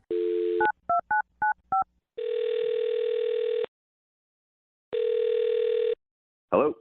Hi, can I speak to David, please? Who's this? David, how are you, man? This is Jubal from the radio show Brooke and Jubal in the Morning. Well, I didn't enter a contest or anything, so I didn't put my business card in. Okay, well, cool, because I'm not calling about that anyway. The reason I'm calling you today is because we actually got an email about you from one of our listeners. You're calling me, man. I'm not even sure if you got the right guy. Yeah, well, did you go out to a comedy show with a girl named Lacey the other day? Yes, that did happen, but I don't know. Then you're the David that I was looking for. We do a segment on our show. It's called the Second Date Update. It's where if you go out on a date with somebody and then end up not wanting to see them again after that date, they can email us to get you on the phone and ask why. So Lacey emailed us and said that she's been trying to set up a second date, but it seems like you don't want to see her. Wow. Yeah. I mean, I guess if I wanted to set up another date, she's texted me, I would have set up a date by now. So you don't want to go out with her again? Yeah, we just didn't hit it off. You know what I mean? I'm not sure why she's making a big deal of it, getting you guys involved here. But yeah, we just didn't. Well, I think it's because she really wants to see you again. She thought you had a great time. She said you guys were laughing a bunch. Man, it didn't work out. We weren't vibing. Really? It's just always surprising, because the way she describes it is you guys clicked and you were having a great time and you were laughing at each other and you were making fun of each other. Her description is she seriously could not figure out why you would not be interested. Yeah, that's a definitely interesting take on. What did she say? We were laughing at each other? Yeah. Yeah, you guys are joking around. Making fun of each other, ribbing on each other a little bit, back and forth. Yeah, not so much. I think it was probably maybe a little more one-sided than she realized. Okay. Oh, really? So, all right. Well, what was your perception of the date then? Obviously, you didn't like her joking, or? Well, you can only be called uggo, or I think she called me lumpy several times too. Whoa! I get ribbing and goofing and poking fun, but when you're just straight up looking across from somebody you've only known for a couple hours and you're just lacing into them, making fun of how they look. Well, she wouldn't stop ripping on your looks. Was that because the comic that you saw was saying that she was out of your league? I don't even kid you. That's a comedy show. I Right. get it. We got sat down in the front. I understand you're fair game. They can see and rib on you. I get that. Yeah. But when you go to hang out with somebody, you shouldn't have to. She was almost pointing and laughing like a school kid. No. Do you think that maybe you were being a little extra sensitive? Because she obviously was attracted to you. I mean, she said that you're amazing and you're cute and you're funny. Yeah, like I said, she was calling me weird nicknames, making fun of my looks more than she said my actual name. So if she said we were going back and forth, it was more or less I was trying to ask a question to steer the conversation to somewhere that wasn't making fun of me. And then she would just come back with Nice question for someone who's so ugly. Dude, pretty much, man. Pretty much. She even said, "There's only one thing wrong with your face. I have to look at it." Ha ha ha ha. Oh my God. That's not even funny. It's not even Oh, funny. you guys. I mean, it was kind of funny, but Yeah, but I don't know. Not on a date, I guess. Yeah. It sounds like you were just getting bullied on your date, Really, basically. Yeah, and I wasn't trying to, call her no names or freak out or anything. I got so fed up, I just wanted to get out of there. It wasn't even worth it. Oh my gosh, you pumpkin head. Come on, you can't take a joke. Pumpkinhead, is that what you said? What's going on? David, that's Lacey. She's actually on the other line listening and wants to talk to you. Pumpkinhead. Pumpkinhead. So you guys are just going to rip on me too? That's the whole thing? I'm not going to. no, Lacey no. wants to talk to you. That's the whole point. She wanted us to call you so that she could connect with you since you won't take her phone call. Unbelievable. Sorry. You know I'm just joking around. Come on. I don't really remember laughing when we were at the bar. I remember you doing that because you were making fun of me. You totally were laughing. What are you talking about? All right, so if I just called you like snaggletooth horse mouth all night, that'd be good, right? Just saying you got a big old horse teeth and a snaggly gray tooth on the bottom there. That's okay. Yeah, I love it. Oh my God. It's cracking her up, David. I think she actually is pretty good with that, David. Lacey, I wasn't trying to make you laugh. I was using that as an example because it doesn't feel good when somebody makes fun of you all the time. See, I was feeling just so comfortable with you because that's what my family does. Like, we love each other so much, and we're always just making fun of each other and joking back and forth, and I felt so comfortable with you. That's what I thought we were doing. Yeah, well, it wasn't the family 4th of July picnic where we're all, trash talking during volleyball or something, okay? This was, we had... Oh my God, Lacey. Dude, you're crushing right now, David. Lacey, do you hear him? I feel like you sound very fun to hang out with, but at any point of the night, did you give him any compliments at all? Or make him feel good about who he is? I felt like the whole thing was like a compliment, because we were just ribbing off each other. David, remember when I called you my little douche waffle? Oh, dang. That's aggressive. This is dying. Yeah, I think everybody at the bar probably remembers because you screamed it, just like you're doing now. Oh my God. How are you laughing so hard right now? I mean, you're making me laugh, though. I gotta say, David, we had such a good time. We had such a great rapport. I can't believe you're taking this so seriously. I want you to call me another name because that was so hilarious. Please do. Oh my God. Yeah, David, you got any more zingers to throw out there? I love this. I probably nothing you guys can put on the radio. Let's put it that way. Wow. David. I mean, she was obviously laughing through all of her insults. I know you didn't find them funny, but you can at least know that she wasn't being serious, right? Yeah, now just the fact that I actually think about this more and more, it just makes her even sound like crazier. Like before I thought she was just kind of like didn't realize what she was doing and was just kind of dumb. Now I think she's dumb and crazy. So Wow. this is great. He's not kidding. Yeah, I don't think that he's meaning that as a joke, Lacey. I think he legit feels that way. You don't know him like I do. He's joking. Oh my God. David, are those all jokes? I mean, I thought I was a good gauge on that side of the thing, but I guess not. If anybody hears her laugh and horse face coming at you, I took one for the team. So just stay away. The comedian said that I was cuter than you, so if I'm a horse face, what does that make you? You're like an face. Oh my God. All right. It's like a donkey. Man, this is good stuff. You're right, Lacey. The two of you are just nonstop laughs. Comedy, man. Yeah. Dude, I want to hang out with Lacey, though. I mean, I could get maybe why, David, you don't want to date her again, but can we be friends, Lacey? Totally, let's go hang out. Okay, that's great. You guys are getting along. Why don't you go hang out with her? Because I don't want to hang out with her, and I feel like I've been made fun of enough. So we're done, right? I can leave. I go back to work. Well, not quite yet, David. I do have to ask you, would you like to go out on a second date with Lacey? We will pay for it. You know you do, Poopy. Yeah. What do you think, Poopy? I know, I'm getting in on the fun now too, Lacey. I can't help it. Yeah, unless this date is us going to the horse farm for her to get put out of her misery, I'm all set. I think that's a no, Lacey. Yeah. Even though it sounds like you're taking it pretty well. You guys, that's a total yes. We're going to go hiking tomorrow, okay? No. Are you delusional? I think you need to be more clear, David. If we go on a hike together, it's me throwing you off the mountain. So Oh. You guys, dude is killing me today. He's funnier now than he was on the date. Yeah, I agree. Well, Lacey, I don't think David wants to go out, though, so I don't think you're getting a second date here. Well, that's what you say now, but we'll see what happens. All right. Maybe send him some good memes today. Get him laughing, and you guys could plan your hiking date. Oh, good idea. Good idea. Thank you for reminding me, actually, for the call, because I'm going to block her number right as I get off the phone with you. That's hilarious. Hilarious. Brooke and Jubal in the morning.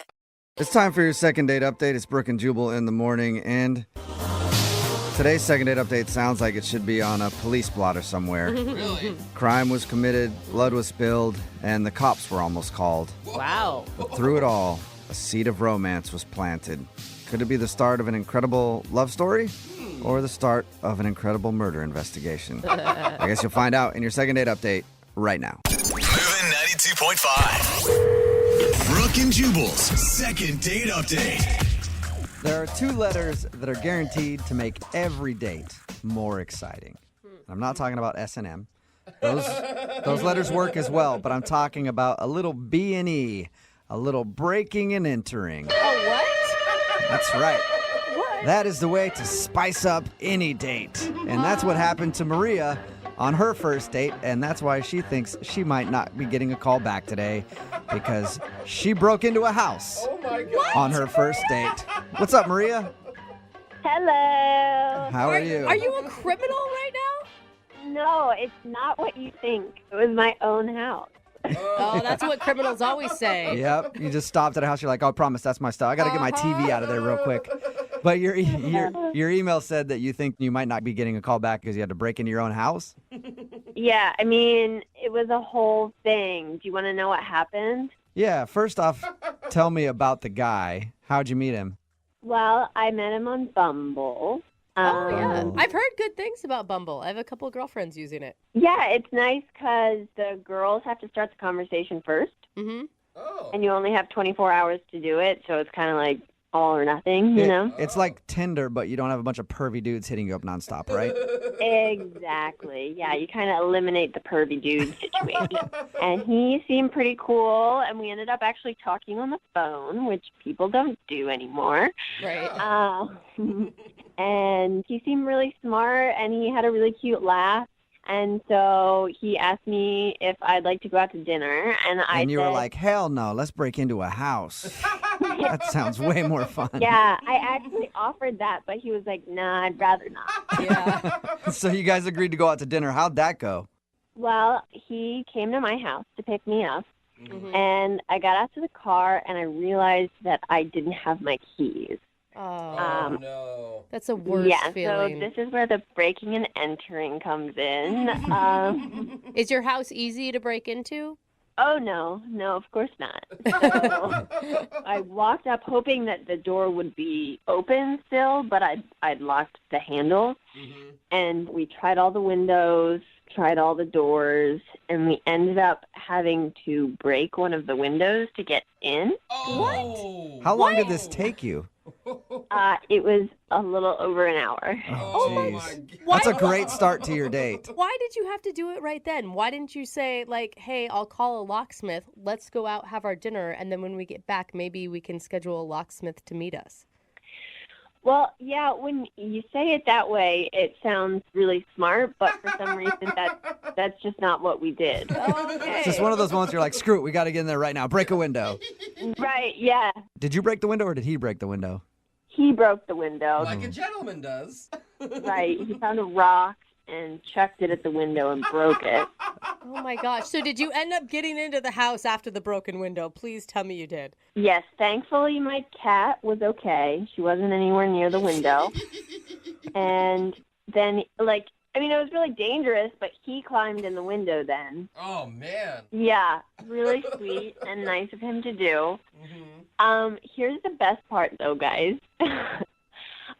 He got in, and he unlocked the door, and I got in, and then I spent 15 minutes searching the house, only to realize that my keys were in my purse the whole time. Are you serious? That sucks. You didn't dump your purse out before you spent over an hour trying to break into your own house. I mean, I swear I looked in there 2 or 3 times, and they were not there. What was his reaction to that? I mean, I just kind of tried to play it off. It was funny, right? That's funny.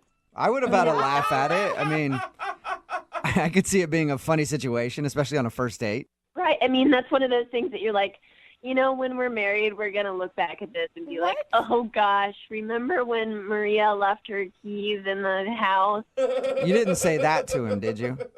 No, I didn't. Okay. I just said, oh, gosh, sorry. Yeah, it'll be cool. Because I was going to say, if you drop the married thing on him, that might be the reason he's not getting back to you. No, I swear I didn't use the word marriage. Okay. So were you able to salvage the day at all? Well, at that point, we'd spent pretty much our entire date trying to break into my house, and he'd cut himself a little bit on the window. Of course. Not bad. Like, he didn't need stitches or anything. Oh my But gosh. we just kind of decided to call it, and we said that we would meet up sometime the next week for a real date. So he was bleeding after spending an hour outside your home. Yeah, kind of waste your appetite, I think. Did you guys ever meet up? No. Really? That was the last you saw of him? Yeah. So I've texted him a couple times, and one time he didn't respond, and then another time he was like, yeah, we'll catch up sometime. I'm just really bogged down with everything at work right now. But Do you really think that he wouldn't be calling you back just because you guys had to break into your house and you forgot your keys? I don't know. I mean, it seemed like we had fun with it, and we made light of the situation, and I totally assumed that he would hang out with me again. And so I'm just having a hard time understanding if that's really what it was or if there's something else. All right. Okay. Well, we'll play a song, come back, call him, and get your second date update, okay? Thank you. You're welcome. Hang on. Moving 92.5. Brooke and Jubal in the mornings. Second date update. If you're just tuning in for today's second date update, Maria is on the phone with us. She had a very interesting first date with a guy named Aaron. They spent the whole date breaking into her house.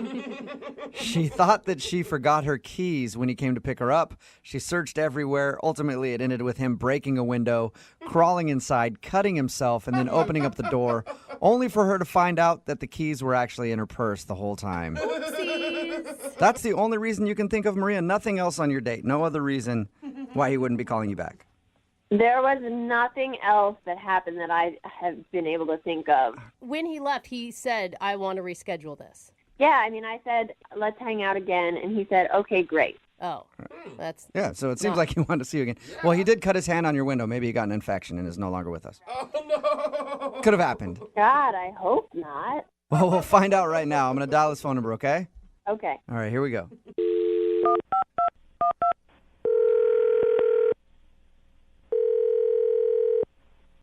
Hello. Hi, I'm looking for Aaron. Yeah, that's me. Who's this? Hey, what's up, Aaron? How are you? This is Jubal from Brooke and Jubal in the Morning. From who? Jubal from Brooke and Jubal in the Morning. It's a radio show. Oh, okay. Yeah. So you've heard of the show? Yeah, I've heard of it.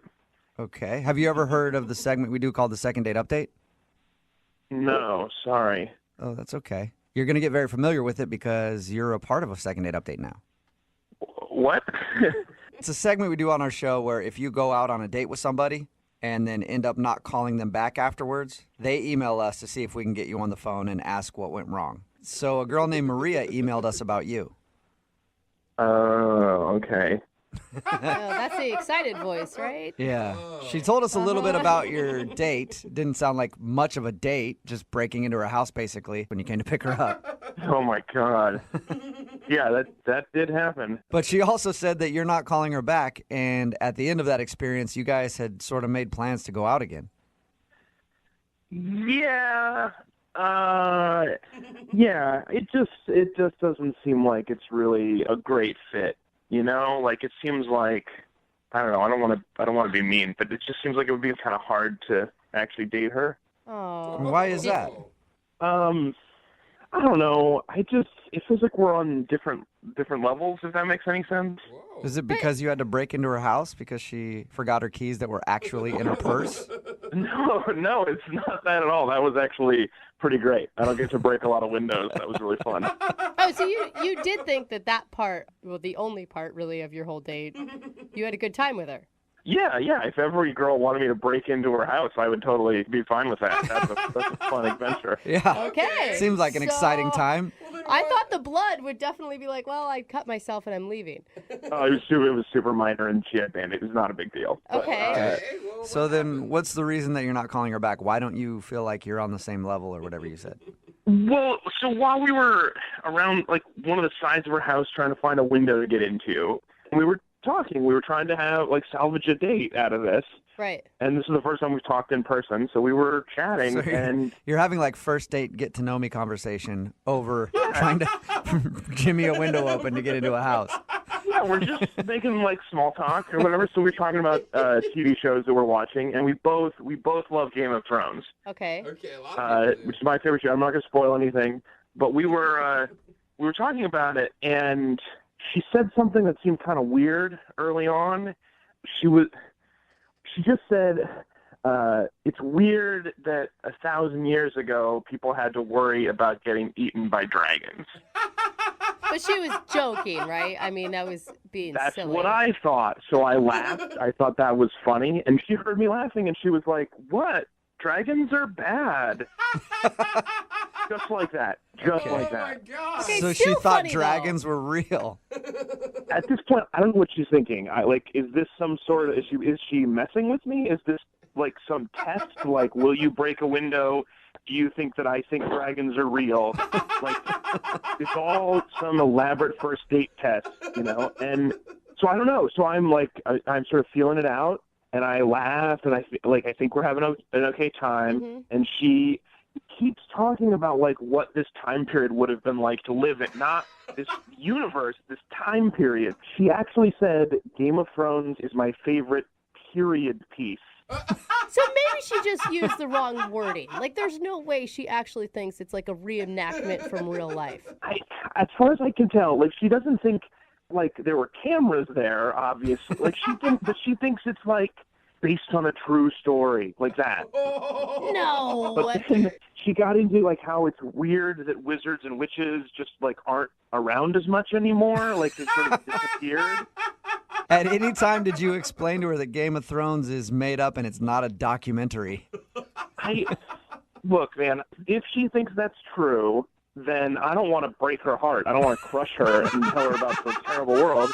And if she's messing with me, I don't want to admit that I'm fooled. There's no win situation. Yeah, I guess you're screwed. Hey, Aaron, I do want to let you know, though, that you might have crushed her. What do you mean? I mean that she's actually on the other line listening to this conversation. Probably mine. And she might have just found out that Game of Thrones is not real. Maria, are you still there? I'm not stupid. I know that Game of Thrones isn't real. It's not a documentary, but it's based on true events. I mean, I hope you're messing with me. I hope that this is just a really good joke. No, it's like the Renaissance, you know, like that stuff. What? It's like that show Vikings, you know, like what are you trying to say, that Vikings aren't real? Vikings are real. They existed. Dragons did not exist. Well, they don't exist anymore because humans killed them. What are you talking about, Maria? Are you guys screwing with me? Are you all in on this prank? No, thing? no, we're not at all. I wish. I promise you, Maria wanted to call you to find out what went wrong on the date. I should have known with the window you guys were that somebody was setting me up. This whole thing. No, this is not a setup. I promise you. Maria, do you really think that dragons existed? They did. I read history books about them. Sci-fi and history books are not the same thing. That's what I'm not dumb, guys. Like, I know that the Game of Thrones story is dramatized, but like dragons actually existed in the Renaissance. You can read about it, and like witchcraft and wizardry was a thing. Well, that part's true. Sort of. I don't know which books you're reading, Maria, but I want to read them. It's in tons of books, and you can start by reading the Bible because it's got all of that.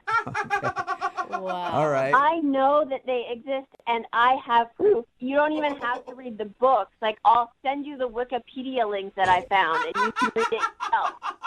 So you're serious? You really believe this? 100%. I believe with all my heart that dragons used to exist, and I'm afraid that they'll come back. Oh my God, you guys! Science is not a belief system. It's the Bible. Read it. Are there dragons in the Bible? Well, Maria, what do you think about that being the reason that Aaron's not calling you back, because he disagrees with you on the whole dragons being real things? I don't like the tone of this whole thing because it feels like everyone's making fun of me, but Aaron is the ignorant one. I'm not making fun of you, Maria. I haven't read what you've read. What are you And I'm not as educated as you on the subject, so I can't claim to know anything about dragons. No, Jubal. Well, you should do that because it's an interesting subject. Okay, I will. At this point, I would like to ask Aaron, though, real quick. Aaron, would you like to go on a second date with Maria? We will pay for it. I mean, at this point, I don't know if she wants to go on a second date with me, but I'm kind of curious where this goes. Are you being serious? You hear that, Maria? You want to go out with her again? She's fun. Dude. You know what? Like, I'm up for it. You know, like you only get one chance in life to have this kind of fun, right? Oh my God. Maria, would you like to go out with Aaron again? Yeah. You guys can hash out the whole Game of Thrones thing in person. If Aaron is open to hearing me out and reading my books, then yes, I would consider going out with him again. Yes. Aaron, can you promise my to go into gosh. this next date with Maria with an open mind about dragons? Absolutely. Oh, wonderful. Congratulations, Maria. You got your second date. We did it. I love you guys. Thank you so much. No, Maria, thank you. Thank you for today's phone call. That was awesome. Brooke and Jubal in the morning. A lot of people are texting in at 78592 saying that dragons do exist and we're all wrong. Oh, God. What is going on? My mind is starting to hurt. I don't know if I should be more scared that dragons might actually exist because they're scary, or I should be scared that people actually believe dragons Yeah. exist. We're talking about today's second date update. If you missed it, Maria wanted to call Aaron. They spent their entire first date breaking into Maria's house because she thought that she forgot her keys. Aaron ended up getting his hand all cut up by smashing a window, only to find out that Maria's keys were in her purse the whole time.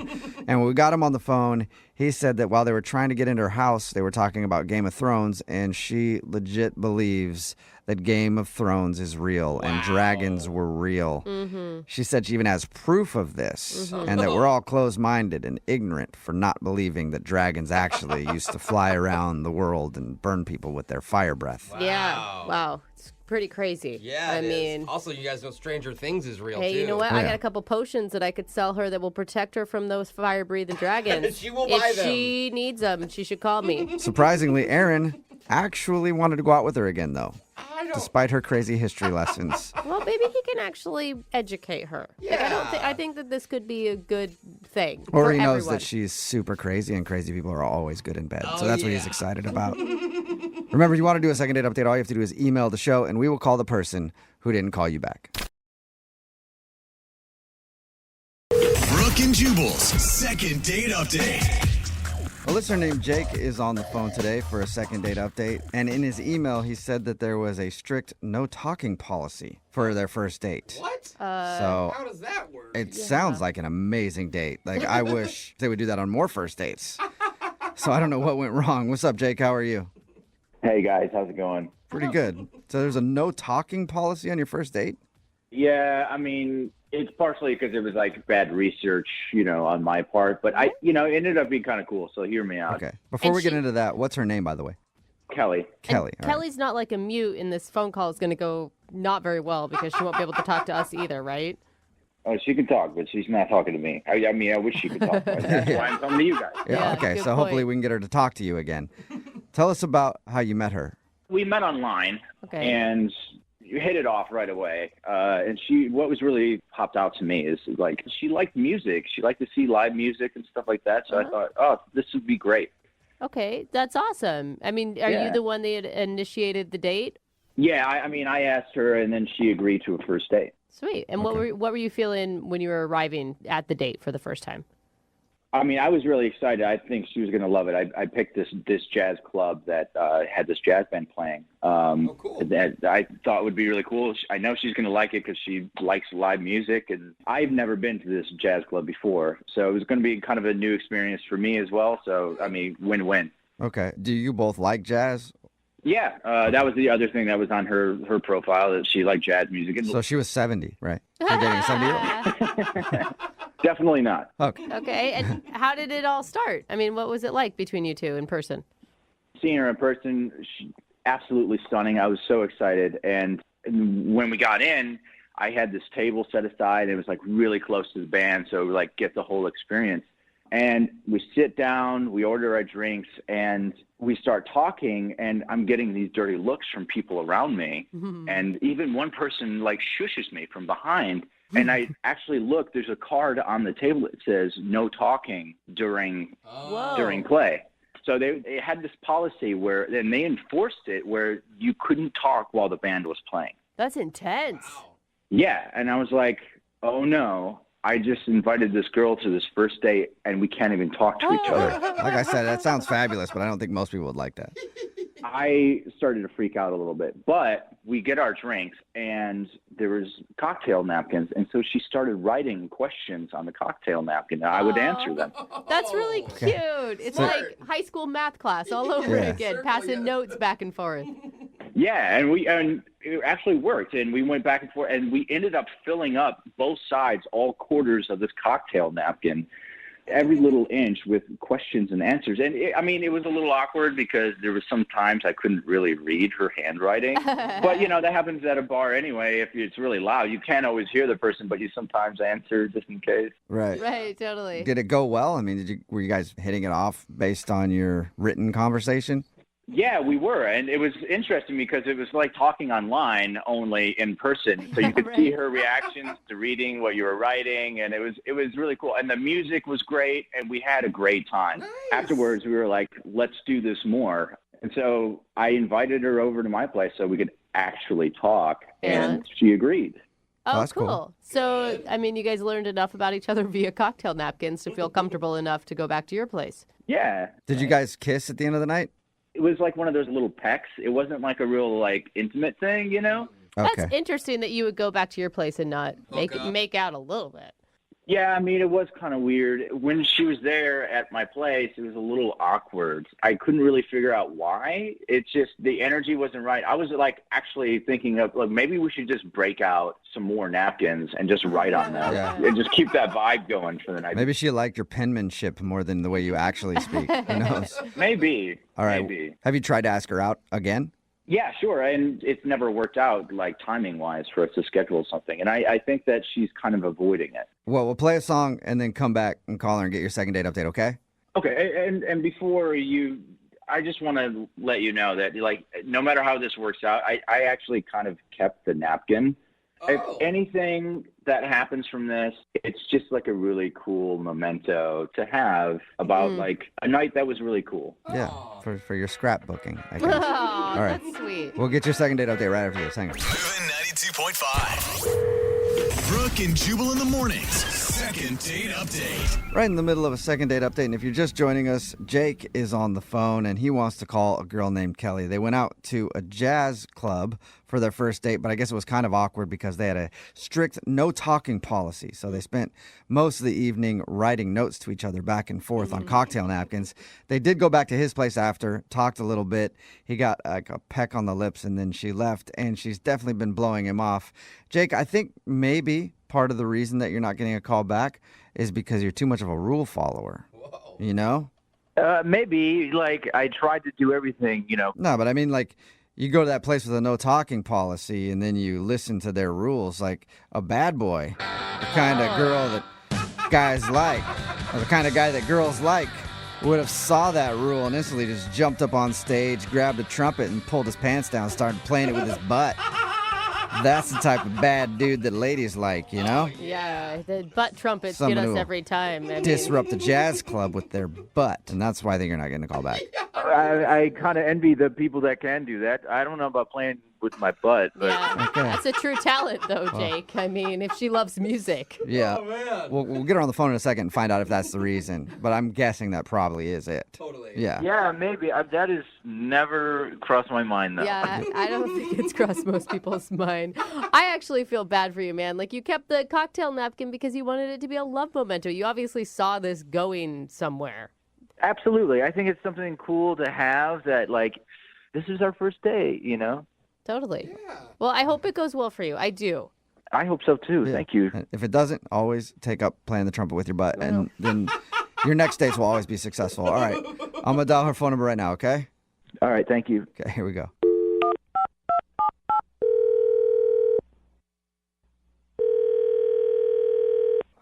Hello? Hi, is this Kelly? Yes, it is. Hey, Kelly, how are you? This is Jubal from Brooke and Jubal in the morning. Okay. I'm good. What's going on with you? Not much, just doing a radio show and thought we'd call you. I'm sorry, I'm confused. You said you're with a radio show, and what do you need? Yes. Brooke and Jubal in the morning, that's the name of the show. And we do a segment on our show called the Second Date Update. That's where if you go out on a date with somebody and then end up blowing them off after that date, they can email us to get you on the phone and find out what happened. So we got an email about you from one of our listeners. No, you didn't. Yeah, huh? We did. From who? His name is Jake. Oh, him? Yes, him. The dude you went to like a jazz club with? Yeah. Yeah. He emailed us, told us that he really liked going out with you, told us about your date, and he also said that it seems like you don't want to go out with him again, so he wants to know why. Okay, you said it seems like I don't want to go out with him again. I'm going to clarify and say that I don't want to go out with him again. Oh, that's a strong sentiment. Okay. Can you tell us why? You know, it was just a really disappointing night. I was really optimistic. Were you hoping he would have played a trumpet with his butt? What? That doesn't make any sense to He her. has no idea what that means. Yeah, don't worry about that comment. Anyway, why was it disappointing? Okay, I don't know what you guys know, but we went to a jazz bar and Yeah, he told us that. He said you guys couldn't talk because there was like a no talking policy, so you wrote notes. And he thought that actually was a good thing. Like you guys bonded over that and thought it was funny and stuff. totally. It was, I mean, that was really fun. It was really cute. And then, you know, I was feeling good about the night, about him. And then we went back to his place and he made me a drink. And then he wanted to give me a grand tour of his place. Uh-oh. Does he have something creepy in his house? We've heard that a lot on these second date updates. So, I mean, he kind of took me around to, like, the normal stuff, you know, like the kitchen, living room, whatever, showing me the place. And then we went into this one room, and there were glowing sticker stars on the ceiling, and there were trophies on the wall, and there were bunk beds. And I thought, oh, my God, like, do you have a kid? Right. And he said no, and started laughing and said that it was his room and that him and his roommate sleep in bunk beds because they want to save money because rent is expensive. And it's not only him and his roommate in the bunk bed, but the whole apartment, which is a one bedroom, by the way, houses 4 people. What? And some of the other people are sleeping on like a pull-out couch or on an air mattress because they all want to save money. Well, I mean, you kind of got to understand that. Like, rent is insane. That seems pretty extreme, but... Right. I mean, like, I'm all about, you know, finding ways to save your money, but I don't know if this is the right fit for me. You're not trying to date a dude with bunk beds that stares at glowing stars on his ceiling? And, oh, this is the other thing, is that he said, oh, well, my roommates aren't going to be back for another hour, so we can do stuff. Did he mean, like, obviously you think he was implying sexual stuff? I mean, most likely, but... Who knows? He's got bunk beds and stars on his ceilings. He might have meant Legos. He might have bought a new Lego city or something you guys could have built. Yeah. I mean, it's just not the type of man that I see myself dating because this apparently is a man-child, 12-year-old bedroom. How do you know? I mean, okay, the stars are one thing, but what if he's just really good with money and he's budgeting and he's saving for something? Like, I don't know. I feel like you're passing a lot of judgment. I mean, I have priorities, and I think dating someone who's sleeping on a bunk bed with his roommate underneath, like, I'm not really trying to spend the night over there. Yeah. So, but don't could be you a secret have millionaire. I mean, You know? Jubal's right. Like, don't you have a place that you can bring him back to? Sure, but I also like going to other places. Like, you know, like all the other men I've dated at least have their own room, let alone their own bed. Well, he has his own bed. It's just on top of another Yeah, bed. it's just... Yeah, it's on top of his buddy's bed. Yeah, I'm not into it, so I don't really know what else to tell you. Well, Yeah. I think you told us everything you need to tell us. I do need to tell you something, though. Jake is actually on the other line listening and wants to talk to you. No, he's not. Yep, he is. Jake, you there? Yeah. Hey, I don't get it. Hi, Are you serious? Like, are you judging me for? dude. I Sorry. want to save money. I live in this bachelor pad with roommates. It's how we, get by. Yo, I don't know if I would call this a bachelor pad. Your bunk bed has a slide. Dude, that's kind of awesome. Sorry to interrupt, but... Yeah, it's totally awesome. You didn't even go down it once. Just because we're older doesn't mean that we can't have fun in our own room. Jake, that's a kid thing. They have those bunk beds with slides. As an adult man, you should have a more appropriate bed. It's Well, I mean, if you need me to take the slide off, I totally can. It's easy. It's just plastic. Yeah, that's not what I meant. The bunk bed is a really great idea. We can stay in one room. Past girlfriends I've had actually like it because it, like, you know, we actually have to sleep closer and cuddle. You know what I mean? And it's been really great. Yeah, cuddling with you, me, and then your roommate below us. But my roommate is a really heavy sleeper. He won't wake up for anything. Yeah. You can go up and down that slide all night long. You won't even know. I didn't even talk to you when I was there about the whole star thing on your ceiling. Like, what is that even for? I'm on the top bunk. It helps me read at night. What do you mean it helps you read? Yeah, it glows like for the first hour after I turn off the lights, and I can go read. Those are not bright enough to read by. Nice try, though. That was a good try. Okay, so what? I think they're cool looking. Yeah, there we go. Yeah. There's the answer. I just think that I should be judged on the time that we had and the connection that we had on that night, and not on just like a piece of furniture that I have. Yeah, he still saved up his allowance so you guys could go to that jazz club. Right, Kelly? I mean, you've got to understand from her point of view. I don't think it's necessarily just about the furniture. It's that, like, you're sharing a room with a dude still. Here's the thing. I've been saving a lot of money doing this, and I have goals what to do with that money. I'm actually going to buy a condo in the next 5 years. So there you go, Kelly. Like, he's not going to permanently be living in that bunk bed. I mean, the bunk bed might go to the condo, but who knows? But, like... So, Jake, you're telling me that I should trust you because you're saving money to buy a condo that maybe you'll get in 5 years. Exactly. It's going to be a really nice condo, too. How many roommates will you have in your condo? Hopefully just one. Hopefully it's going to be you, Kelly. All right. Well, Kelly, would you like to go out on a second date with Jake? We will pay for it. And who knows, one day you could be living in a condo with Jake, with a bunk bed, with a slide. I'm going to decline this one, but thank you so much. Are you sure? Not even a second chance? There are some things that I prioritize in my dating life, and bunk beds is not one of them. Okay. I guess I don't want to go out with someone who's going to just judge me for the furniture I have in my house. Sorry, I'm judging you, and honestly, I think that the rest of the girls that you're going to meet in the rest of your life are going to judge you as well, and that's just kind of how it is. Ouch, burn. Sorry, Jake. No second date. But hey, one day you'll have that condo. And I will. Yeah, you will. And when you get that condo, ditch the bunk bed, all right? I guess note taken. Go with the race car bed for that one. It's your own bed. That's what I'm talking about. Brooke and Jubal in the morning. Text in at 78592 says, I'm 40 years old and I would love to have a slide on my bed that I can actually use. She needs to stop being so stuck up. It's Brooke and Jubal in the morning. Talking about today's second date update. If you missed it, this dude Jake wanted to call a girl named Kelly. She wasn't calling him back because apparently he has like a kid's bed. Yeah. In a kid's bedroom. Bunk bed with a slide and everything else. He tried to explain that he has 3 roommates and they sleep on bunk beds in order to save money. And he claims that he's saving to buy a condo in 5 years. Whoa. Maybe. Maybe. Sounds more just like he enjoys kicking it with his friends in his place and It's- sliding down a slide from his bunk bed and looking at the little stars that he's stuck on the ceiling. It's amazing how many people are hating on her.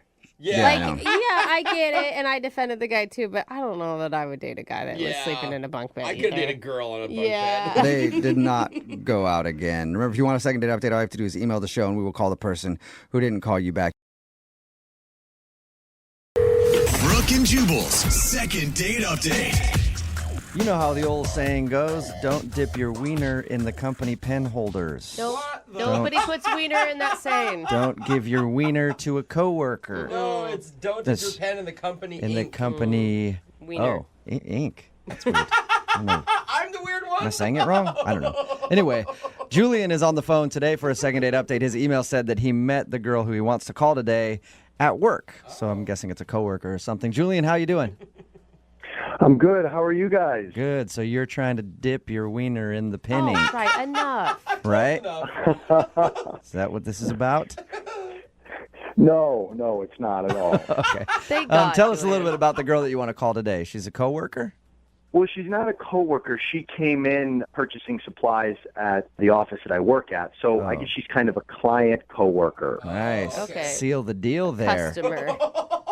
So did you ask her out while she came in to deal with, like... Well, no, because I think that's unprofessional. Basically what happened is she came in and she was working with me or I was working for her, however you want to say it. I didn't want to cross the line, I guess. And then she ended up coming back because she hadn't got her parking ticket validated in the lot.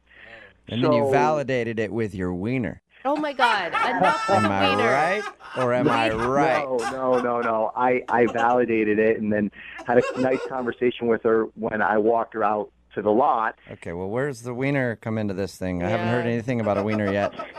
No, there was no wiener involved in the validation. Anyways, I asked her if she would like to get dinner on Friday night, and she said she would, and I got her number, and I called her, and we went to dinner. What's her name, by the way? Christina. Christina, and how was dinner with Christina? Dinner was good. I mean, I feel like we had a lot of chemistry, and I like veal, and not everybody likes veal. And she wanted the veal, too. So we ended up ordering the same thing, which I thought was kind of a cool thing. And dinner went good. You guys both ordered veal. In other words, you're both fans of slaughtering baby calves. I like that about both of you. Seems nice. That's not what I think about when I'm eating veal. I like the way veal tastes. I'm not worrying about the process. Oh, that's why I like it. I picture the whole thing go on while I'm eating veal. Not why I like it. Not why I like it at all. Actually, you're making me like it a lot less by giving me that story. So if dinner went well and everything else, why do you think she's not calling you back? I don't know. I mean, there were a couple things. Now I'm trying to run the night through my head and did I do something wrong? Did I have my fly open or my food in my face or how I ate? There's the fly open. There's the wiener. The wiener. I knew it. I could tell just talking to you that you're a wiener guy. I knew it. Yeah, you're right. You figured me out. Oh my God. But realistically, the only things that I think that could have possibly not gone well, I did have to take a work call, which I don't like to have to take work calls if I'm on a date, but I was expecting a client to call, so I had to walk away. Did you tell her at the beginning of the night that was going to happen? I did not tell her that I was expecting a call, but when I got back, I said, hey, this was an important job call. I had to take it. Well, did you leave her stranded by herself for like a half an hour while you were on some conference call or something? Well, no, I stayed at the table for a minute and then walked away, but it was no more than 15 minutes long. I mean, and she had an appetizer and some wine, so... Okay, so it wasn't. I have a hard time thinking that would be the reason not to call you back if you're like, hey, sorry, it's an important work call. Yeah, me too. And then the only other thing, I'll be honest with you, I'm not going to say the restaurant, but veal is a particular type of food, and if you like veal, you like veal. But I thought that it was okay, and I kind of was like, oh, how's your veal? And she's like, oh, it's great, blah, blah, blah. And I was like, oh, she's asked me, and I was like, it's all right, it's okay. And maybe, I don't know, maybe she thought I was being hypercritical or a snob about the food, but I wasn't. I was just giving my honest opinion. Honestly, I think both would be a red flag for me. Like, obviously, if a guy's taking a call in the middle of a Friday night date, he's going to be putting work in front of me our entire relationship. Wow. I mean, girls think. I'm just saying, Wait. But first off, you have to understand, she's in the same business. She knows that I'm in sales. Yeah, but she wasn't taking a call during the dinner. Because she's a buyer. She's not a seller. She's not as important as I am. I see. My bad. So how did... No, she understands that sales, there are other time zones, there's other people that are working at different hours where when you're buying, you're not as... I don't want to say in demand, but sometimes you have to answer the phone when you're selling because if you don't, you lose out on the sale, then you lose out on money, and then you can't afford the dinner. I think a red flag would be taking your wiener out at the dinner table, like you said you did earlier. Okay, for the record, I didn't take out my wiener for any portion of the date, not during dinner or after or anything. All right. So when we call her and ask why she's not calling you back, she's not going to say that. I'm okay. Sure. All right. How did everything end with her? I kind of went in for a kiss, and I kind of got more of a handshake, hug kind of thing. But it was a first date, so. Was it awkward? I don't think it was awkward. It was. It wasn't like I was like an inch from her lips, and she, stuck her hand to me. It was, I was kind of coming in, kind of to like hug, kiss, and she kind of put her hand up a little bit. So it was. That's all. So she shut you down. No, it wasn't a shutdown. It was just. That wasn't a shutdown. Sure sounds like a shutdown to me. If you go for a kiss and you get a handshake. Hand to the face. Have you heard anything from her since your date? No, I called her once, and I've texted her 3 times. Okay. Well, we'll play a song, come back, call her, and get your second date update, all right? Okay, great. Thanks. Okay, hang on. Moving 92.5. Brooke and Jubal in the mornings. Second date update. Julian is on the phone with us, and today he wants to call a girl named Christina.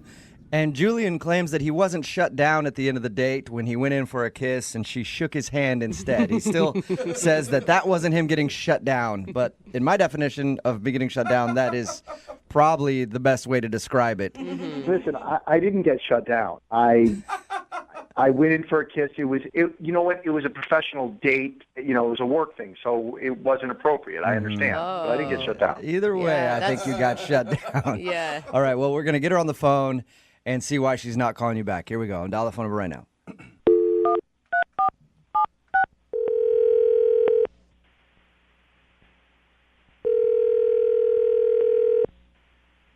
Hello?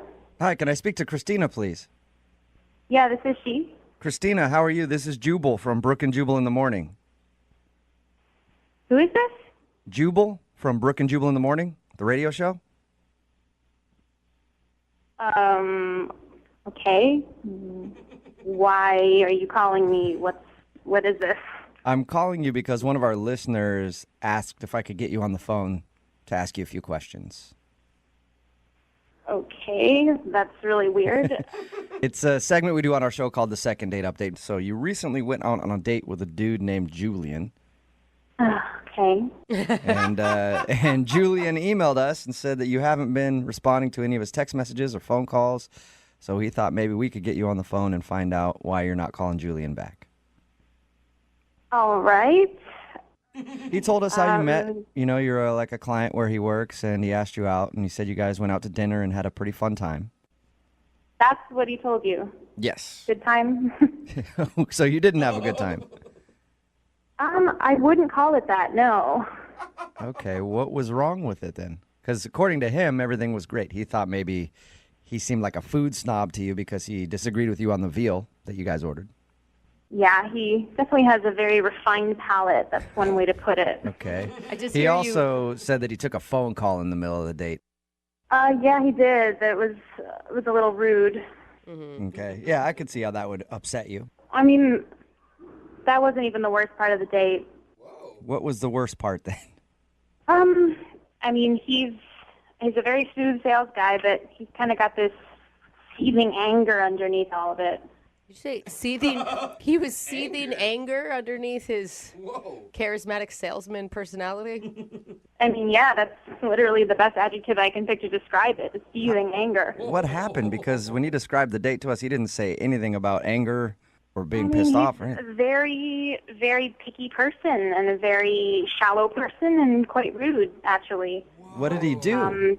I mean, for example, he was super picky about the wine. I ordered red wine, and it was brought to me, I guess, in a white wine glass, and he got extremely upset, and he turned it away and made them bring it back. Is he one of those a-holes at the restaurant that, like, acts like he owns the place when he's somewhere and that nothing's good enough for him? Yeah, pretty much exactly. Like, he went to the bathroom, and when he came back, he was in this huge huff, and he said, you know, there's no more f***ing paper towels in the bathroom. You know, this is a fancy restaurant and an establishment, and people should be refilling these paper towels. And he was going on and on about this tiny, insignificant thing that... How dare they? Oh, my gosh. It is I annoying know. when they don't have paper towels. I will say that. But I don't know if I'd ever get that pissed off about it. It's not angry. It's annoying. It happens. Yeah. The absolute worst part of the entire night, that paper towel thing wasn't even it. I mean, he completely dressed down the waiter and just disrespected him when we were leaving. And as he's leaving, he says, I paid $40 for a piece of veal I wouldn't feed to my dead grandmother. He goes on and he says, oh, you're lucky I don't come back and burn this place down to the ground. And I was like... Did I hear you correctly? He threatened to burn the place down? He did. He threatened to burn it to the ground. He said that to the waiter? I'm 100% serious. That was the comment of the night. I've complained to restaurants before, but I've never threatened to burn them down. Kill everyone Yeah, here. I will destroy this place. Did he realize what he was saying, or did he act like this is just normal banter at a restaurant? No, he knew exactly what he was saying. When we were leaving the restaurant, he turned to me, and then his attitude completely changed, and he made it sound like I had been suffering and I was the victim and that everything was absolutely horrible. And, you know, it was things I didn't really care. It was so insignificant. In his mind, he must have been standing up for you. Yeah, I really want him to stand up for me and burn down the restaurant we were eating at. You know, some girls would be thankful for that. Some girls would be like, what a man. Chivalry is Yes, he's a true gentleman. He threatened to burn down a restaurant in my honor. I know, it was really ridiculous. So, I mean, I said goodnight, and I'm going to leave it at that. That's understandable, Yeah, I guess. I'd want to get out of there Yeah. as soon as possible. Threats of arson on a first date usually aren't a good thing. I don't want to talk to that ass ever again. Well, that's a shame because he's actually on the other line listening and wants to talk to you. Are you serious? Yes, I am. Hey, Christina, I wasn't angry. I was standing up for you. I was standing up for having good service at a restaurant. I mean, I work hard for my money. And you know what? The service sucked and the food sucked and there was no paper towels. What kind of place doesn't have paper towels? You have to wash your hands to go eat, and they don't want you to dry your hands. I mean, right? I'm not going to not wash my hands. I looked, I saw there was no paper towels, and now I'm like, I'm going to wipe it on my pants, and I'm going to walk out, and it's going to look like my pants are wet. So I couldn't even impress you with that. I was like, I wasn't angry. I was being chivalry. I mean, I was defending you. You threatened to burn the place down. I mean, how is that chivalrous? That's just threatening. Okay. I think I shouldn't have said that. That was me getting frustrated because I was like, okay, the paper towels is one thing. The wine was another thing. The appetizer is another thing. The veal was another thing. I got so frustrated. I was trying. You gotta stop talking. I've heard this already. I heard it at the restaurant. I'm hearing it again. You're just repeating yourself. You know, if you keep focusing on little insignificant things and being a rude ass to everybody, like, I don't know how women can stand to go on a date with you. It's no wonder you've been divorced twice. Ooh. What? Whoa, wait. You just brought up my two divorces, my ex-wives. I shared that with you. Are you kidding me? I mean, that's rude. That's mean. But that's an example. It's two strikes, and so this woman clearly couldn't deal with all of your crap, and neither can I. My crap, because I want good customer service, because I'm at a restaurant and I want good customer service. You can be a decent human being and be respectful about it. You weren't respectful. You just brought up my ex-wife. This isn't about you. This is about people in the service industry. You don't have to threaten people. You know what? I'm in the sales industry. You know what? I take care of customers. They need to take care of customers. You should know this. I mean, we're in this industry. Look, I don't even know what to say. I've stated my case. I don't know. In the service industry, sometimes you have to put your foot down to get some respect. So I was doing that with the waiter in the restaurant. And you know what? I think you need to show me a little respect because you know what? I was defending you. I think so, too. That's why I'd like to ask Christina, would you like to go on a second date with Julian? Holy crap. We will pay for it. Hell no. No, I don't. You answered so quickly there. Not if he's going to talk to me like that. No way. Julian, Are you sure? I mean, I could find you guys a great restaurant that Julian could burn down. I'm going to pass on that. You know what? If you want to settle for mediocre service, then you know what? Go date some schlep who will take you to the drive-thru. I want to go to a 4-star restaurant where they treat you like a customer. We're right. We are supposed to get this stuff. Come on. I mean, really. Think You know about what? You know what? You've pushed the envelope so far. I was fine just not going another date with you, but you know what? I really don't want to do business with someone who has ethics like you. Oh, now you're taking personal and you're putting it in business, really? I'm going to tell the people I work with, my company will not be doing business with your company anymore. Are you kidding me? Based on a date? You know, it wasn't a date. It was your f***ing attitude that did it. I'm done with this conversation. Goodbye. Wow. Oh, my God. Julian. Whoa, what just happened? You didn't get a second date, and I think you might be losing your job soon, too, over this. Because I want customer service? Well, I think it's because you threatened to burn the place down. Yeah, you're a total douchebag about it.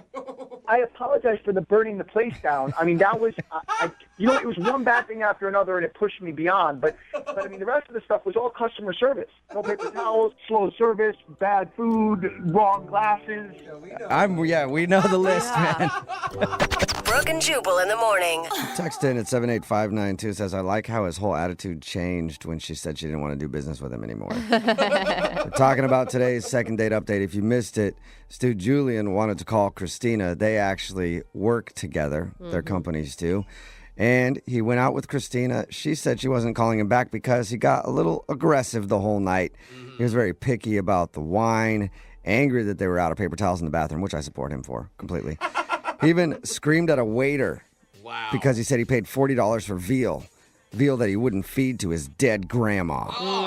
Gosh, that says a lot because I feed a lot of veal to my dead I grandma. know. And the thing about dead grandmas, they don't complain very much. No, they just kind of eat the veal. I know. That says a lot. God. Anyway, he also threatened to come back to the restaurant and burn it to the ground. He was so mad. He sounds like a really reasonable guy, you guys. Real level-headed. Yeah. Who wouldn't want to date this guy? Yes. There's no red flags there. What's her problem? He claimed that his behavior was just defending Christina, saying that she deserved a good 4-star meal. He was going to burn the place down in her honor, I guess. What a prince. I mean, Anyway. there's romance written right there. I think there's a movie that goes like that. Said no to a second date. And she also said that her company won't do business with him anymore. Yeah. Well, looks like that's a company that's about to get burned to the ground, so hopefully they have some So messed insurance. Remember, if you want to do a second date update, just email the show. We will call the person who didn't call you back. Brooke and Jubal's second date update. Everybody knows that the way to a woman's heart is car humor. What? And that's how Roger, the guy who's on the phone to do a second date update today, says he scored a date with Marissa, the girl that he wants to call. He said he used car humor. I don't really know what that means. That's Okay, just what his good. email said, so hopefully we can get an explanation. Roger, what exactly do you mean you scored a date with her using car humor? Well, just that. I made a joke. I figured she's at a car show. She likes cars. I like cars. I made a joke. Okay, you met her at a car show. Yes. All Okay, right. and I have to know, what was your car joke? Well, it's nothing great, but it worked for her. She was standing next to this 1970 Dodge Charger. It was a gorgeous car, but she looked so good next to it. I almost missed the car completely. But I just said I got to talk to her, so I went up and I started some small talk, and I said, I'm rebuilding a car just like this, but all I've got so far is a steering wheel. That That's was it. actually cute. I would fall for that too. I know it's lame. It's lame, but good. But apparently it worked, right? You guys went out. It worked. Okay. Exactly. We started talking. Yeah. You sound charming enough to pull it off. Well, I don't look it. It would have worked better on the phone. So is the date that you want to talk about at the car show, or did you guys end up actually going out? No, yeah, the car show went great. The actual date was that weekend at a concert we went to. Oh, you even took her to a show. I did. She was down. She said she wanted to go to a show with me. Okay, and how did the show go? It went great at first, but I have to be honest. I showed up at her house on my bike, of course. Wait a minute. And- Did you say on your bike? Yes. Like a motorcycle? No, bicycle. Okay. You showed up on a bicycle. Yes, I lost my license. It's been many years ago. It's just something I'd rather not get into. But anyway, Did she know that you were going to show up on a bicycle? No. Okay, listen. I mean, I think the bicycle's fine if you give a girl a warning, especially if you meet a man at a car show. You'd assume that he's going to come pick you up, I don't know, in a car. I mean, I understand what you're saying, but I figured we had some good connections, some good common ground, that it wouldn't be a big issue. So what were you going to do? Put her on your handlebars and take her to the concert? Well, I'm a gentleman, okay, so obviously I thought, okay, well, if she drives us, I'd be a gentleman. I'd pay for parking. I'd pay for the tickets to the show, drinks, whatever she needed. I wanted to do that, at least since she was driving. Okay. Oh, yeah. Okay, did you ask her beforehand to drive, or did you just show up like, hey, you got to drive us? I asked her if she could drive, but she didn't know I was going to show up on a bike. Okay, so she thought you were just being like, hey, you want to drive? Because, that'd be cool. Right. Okay, Right. but she kind of had to drive. She had no choice. Right. All right. And so the car ride to the concert was not awkward It was, then? no. Like I said, it was more humor and more common ground. It was kind of everything that you think about when you think about, hey, I just met this person and we're together going to a concert. This should be a good time. It was perfect. Okay, so she didn't seem bothered by the fact that you showed up on a No, bike. not at all. That's cool, actually. Sounds like a cool chick. Well, that's what I thought, yeah. And so, how was the show? Well, now we come to the crux of it. You know, it was going good at first, and I was really digging the music. She seemed to do that as well, and then she kind of said she had to go to the bathroom, and so I just kind of found, someone to talk to, and a few minutes go by, nothing, didn't see her, so I kind of checked around, didn't see her. So I guess it was 10, 15 minutes. I'm not sure exactly how long, but I finally got a text from her that said, she didn't feel good and that she went home.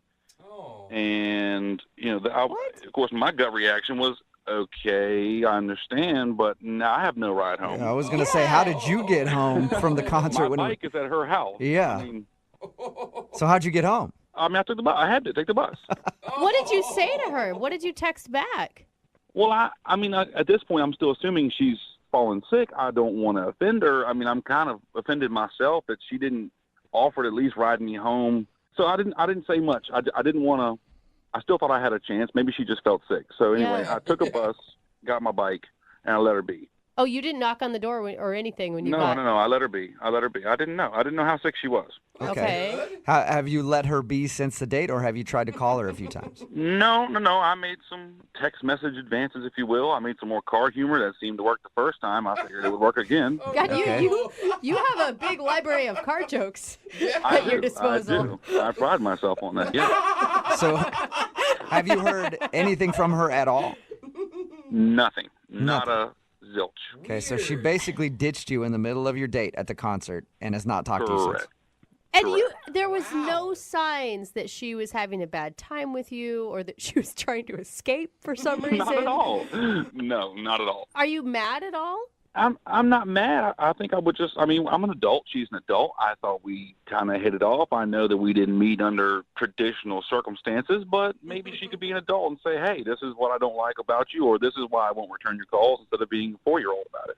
All right, well, we'll play a song, come back, and find out if she can be an adult and tell us what happened on your date, okay? All right. All right, we'll get your second date update right after this. Thank you. Moving 92.5. Brooke and Jubal in the mornings. Second date update. Hey, Roger.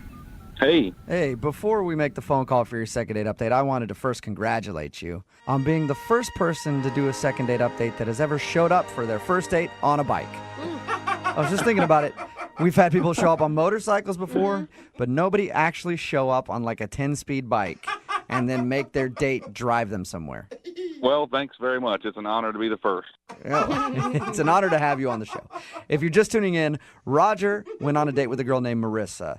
They went to a concert. He showed up to her house on a bike because he doesn't have his license, so he made her drive to the concert. But in exchange, he paid for parking, drinks, everything else. Yeah, he paid for it all, but he got ditched in the middle of the concert. She left and said that she felt sick, and he hasn't talked to her since. We're about to call her and find out if something went wrong on that first date. And am I clear? No one in this room believes that she was actually sick? Like everybody thinks it was an excuse? Yeah, it has to be. When was this date, by the way? How long ago?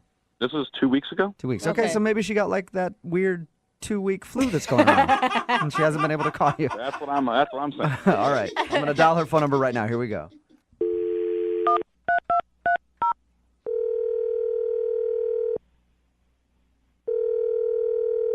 Hello? Hi, is this Marissa? Yeah, speaking. Hi, Marissa. My name is Jubal from Brooke and Jubal in the morning. Seriously?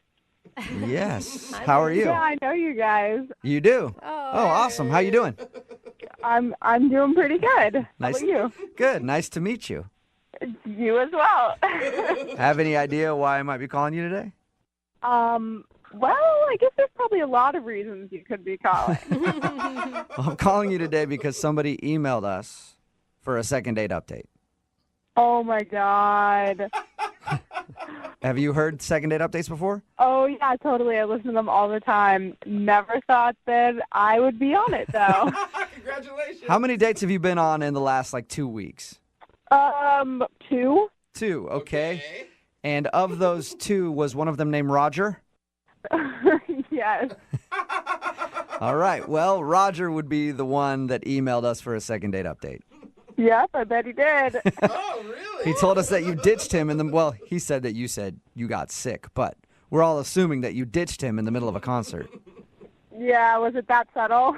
Dude, that's not cool. You were his ride, man. You can't just leave somebody stranded. Yeah. I know, I'm usually a good person, but, like, this was bad, you guys. I don't know what he told you, but I would love to tell you the true story. Okay, so tell us what happened. So, I don't know if he told you this, but we met at a car show.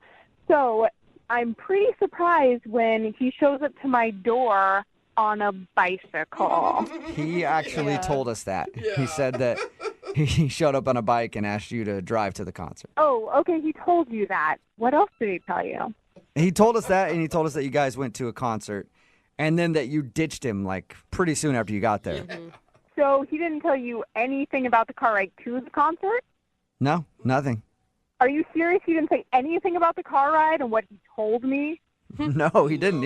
He actually said that you guys had a nice conversation on the way there. Well, we have very different definitions of a nice conversation. So what happened in the car then?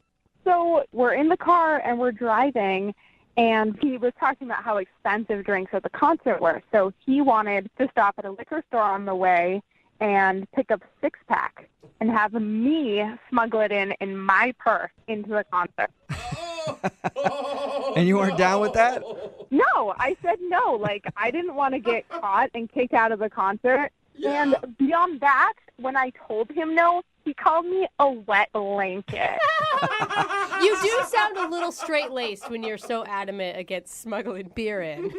Well, you just meet someone, and let's be honest, it was not a small venue. Like, I've been there before. They check purses. I knew it wasn't going to work. What's the point? So he insulted you after, like, geez, just trying to save some money on beer, you wet blanket. Yeah, totally. But it's almost like, like I'm driving. I'm trying to go with the flow of the night. We're going to go to a concert, and it's cool. So I'm trying to, like, be open and brush it off a little bit. Yeah.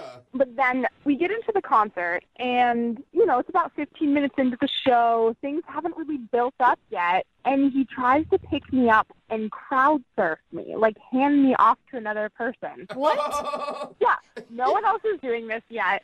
I just met this guy. He doesn't know me. It's not like I was like, do it, Help me. I'm trying to picture this. So he just got behind you and tried to lift you up? And then hand you off? Yeah, I was like, what are you doing? I freaked out. Who crowd surfs anymore anyway? I don't know. Is crowd surfing still a thing? I think so. Still at that point, like, I was a little annoyed, but I was, like, trying to let it go. And then the final straw comes, right? Uh-oh. So he tries to get me to flash the band. No! What? Yeah. No way! Did you say to flash them? Yeah.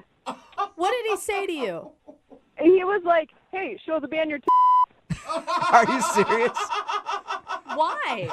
He kept telling me it would be hilarious if I showed the band my boobs. I was like, yeah, okay, I'm gonna fall for that one. Thanks, buddy. Is that when you left? Yes. I said I had to go to the bathroom, and I just went straight for the exit. I thought about, like, calling a friend, getting a second opinion, but no, I was just out of there. Oh, my gosh.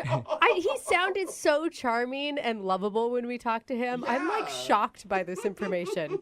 Yeah, he sounded that way at the car show to me, too, but, like, Dr. Jekyll, Mr. Hyde, man. Show him your boobs! You know that he's actually on the other line listening to this conversation and wants to talk to you? Oh, yeah, I know. Okay, you do know the second date updates. Roger? Yeah, hey. Hey, man. Marissa, really? Did it take this to discuss it with you? Let's go over this. So what was the first turn off for you? I mean, bicycle and me driving. Oh my gosh. Okay, all right. So I have a troubled past. Like, I feel like you were a grown up, you were adult, maybe you understand. Hey, I'm moving on. Oh. Wait, you're I don't want to talk about it. You're talking about adulthood when you're the one that's telling her to show the band her boobs? Okay, Good well, point. on that particular note, I thought it would be cool that if she showed the band her boobs, then we could maybe get like a backstage pass. I would really impress Marissa. It would bring us Okay, but that's not impressing me if I'm the one doing the work. It's the same thing as, like, smuggling the It's a six-pack in. collective. Okay, It's a you date, paid Marissa. It's a $8 collective for effort. beer, but I have to put my life on the line for going into the show or not?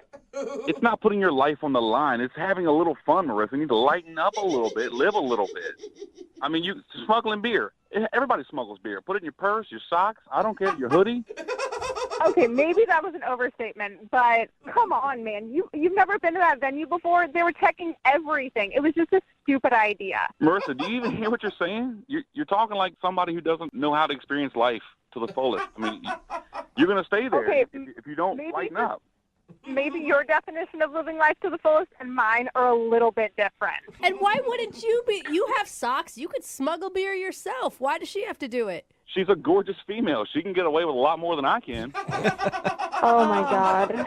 Okay, thank you for the compliment. I appreciate that. But, like, beer aside, there were so many other things wrong with the date. Marissa, I just feel like if you loosen up, live a little bit, have a little fun, we could have another date and we could have a good time. I just feel like you were too tight-laced. It's her Now fault. it's her fault, yeah. It's her fault. sticking away. God, show him some nipple, Marissa. What's your problem? Objectify Exactly. yourself a little Thank bit for some backstage passes. Amen. I was being sarcastic. Listen, if I'm really that boring, why do you want to go out on a date with me again? Because you're at a car show. Most girls don't go to car shows. So, boom, right there, you're my material. Oh, my God. Yeah, and I thought you were my material, too, but you don't even own a car. But he's got car ouch. jokes for days. I have a car, Marissa. It's a nice car. I just can't drive it, okay? Well, Marissa, would you like to go out with Roger again? We will pay for a second date. Pay for the Uber. No, I'm not up to being told how boring I am for another date. It's probably a good call. Marissa, if you had done the things I told you to, you would have had the time of your life. It wouldn't have been boring at all. Sorry, my definition of fun just isn't crowd surfing and showing my boobs to strangers. Yeah, you know what? You So do sound a weird. little boring, Marissa, I gotta say. Wow. Yeah. Sorry, Roger. No second date, man. Come on. Marissa, thank you for listening and thank you for telling us what happened on your date. I appreciate it. Oh, my pleasure. It sounds like it. Roger, good luck in the future. I'm sure you'll be able to find a nice lady who will let you show her boobs to strangers. Exactly. That's what we need more of in this country. Oh, my God. Yeah, what else is Support you boobs good 100%. Brooke and Jubal in the morning. Text in at 78592 says, I'll go out with Roger. I have a 6-pack of beer in my purse right now, and I'll flash anybody. Sounds like there's somebody out there for everyone. Talking about today's there is. second date update. If you missed it, this dude, Roger, wanted to call Marissa. They went to a concert together, and she actually ditched him because he called her a wet blanket because she wouldn't sneak a 6-pack of beer into the concert inside her purse. Then he tried to pick her up and make her crowd surf. She wasn't into that. And then the final straw was when he told her to flash the band because he thought it would be funny, and then she just left. Yeah. And when we got her on the phone, they talked about it, and he still thought that she was being way too uptight. Wow. And God. she just did not want to go out with Roger again. And he just sounds like a guy that never stops. Yeah, he sounds Like, annoying. Yeah. Oh. Remember, if you want to do a second date update, just email the show, and we will call the person who didn't call you back. Brooke and Jubal in the mornings. Second date update. There are a lot of careers out there that women find attractive. Firefighter, proctologist. What? Who can forget the sexiest career of all? A carny at your What? local fair. No one has ever said Oh, that. yeah. No. Carnies are always sexy. Ladies get so fired up Oh, my God. when they see a fair employee. Okay. And that's who we have on the phone today. Daniel is a carny, I guess. How you doing, Daniel? I'm pretty good, man. How are you guys? Not too bad. So your email says that you work at a fair, and that's where you met the girl you want to call today? Yeah, I'm kind of like in between jobs. My buddy got me a job at fair. Okay, don't try to downplay that job. That is a career. All right. Okay. He's like, okay, yeah. So you're a career fair employee.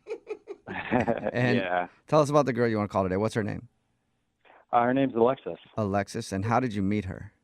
I met her actually at the fair that I was working at in the bumper cars. Were you shocked to meet somebody that you were attracted to? Because anytime I'm at the fair, I don't see a lot of good pickings out there. A lot of hotties. Yeah. Yeah, I mean, generally, especially in like kind of the bumper car area, most of the kids. Yeah, right. That's true. You never really get like, adults. But yeah, her and her friend wanted to ride, and they were kind of amongst the kids.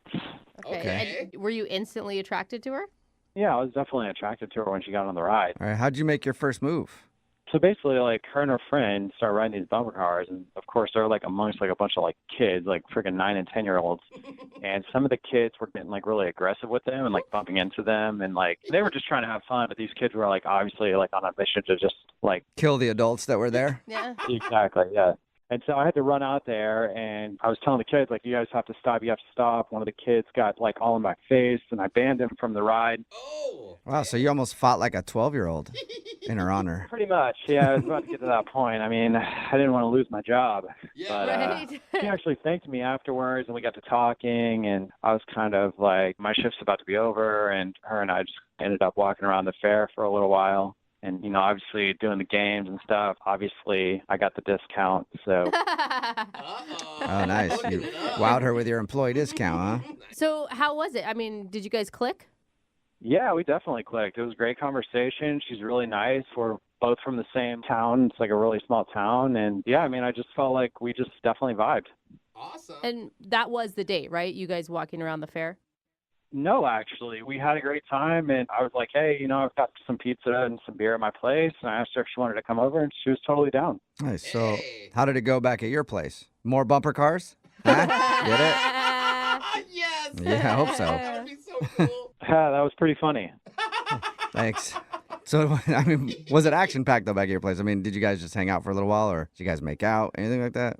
We just kind of kicked it back in my place. Like I say, you know, we were just kind of drinking and just kind of chilling, talking, great conversation. Okay, cool. So no makeout session at your house then? No makeout session, just a nice little hug session.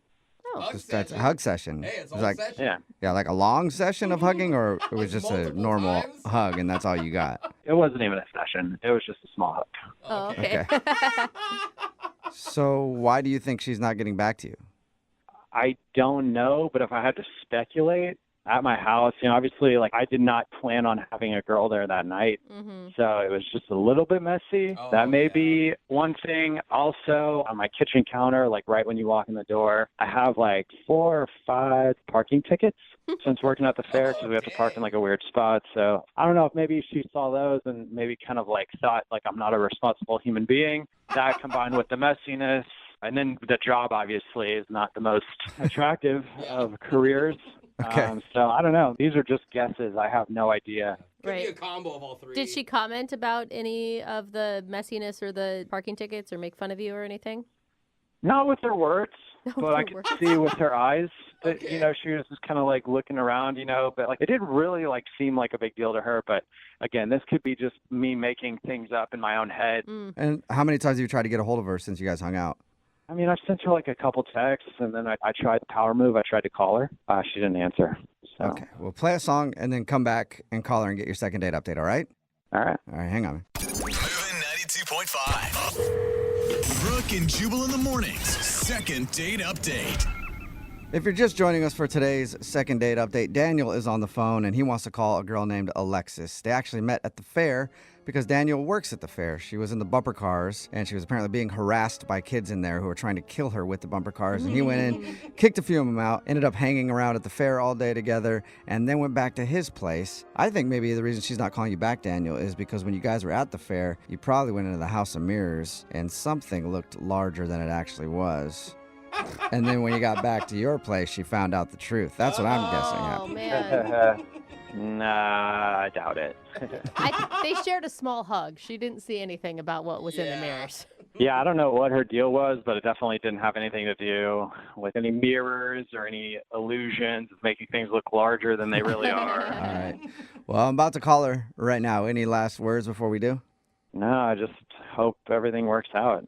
If it was, I mean, you were kind of like guessing that maybe it was a couple red flags, like your messy apartment and the fact that you work at the fair. Do you still want to go out with her if that's the case? Because it seems kind of judgy. I mean, I'd like to go out there again. I mean, if I met somebody at the fair who was working there, I'd probably judge them too. Okay, right. so you get it. All right. All right, well, I'm going to dial her phone number right now. Here we go.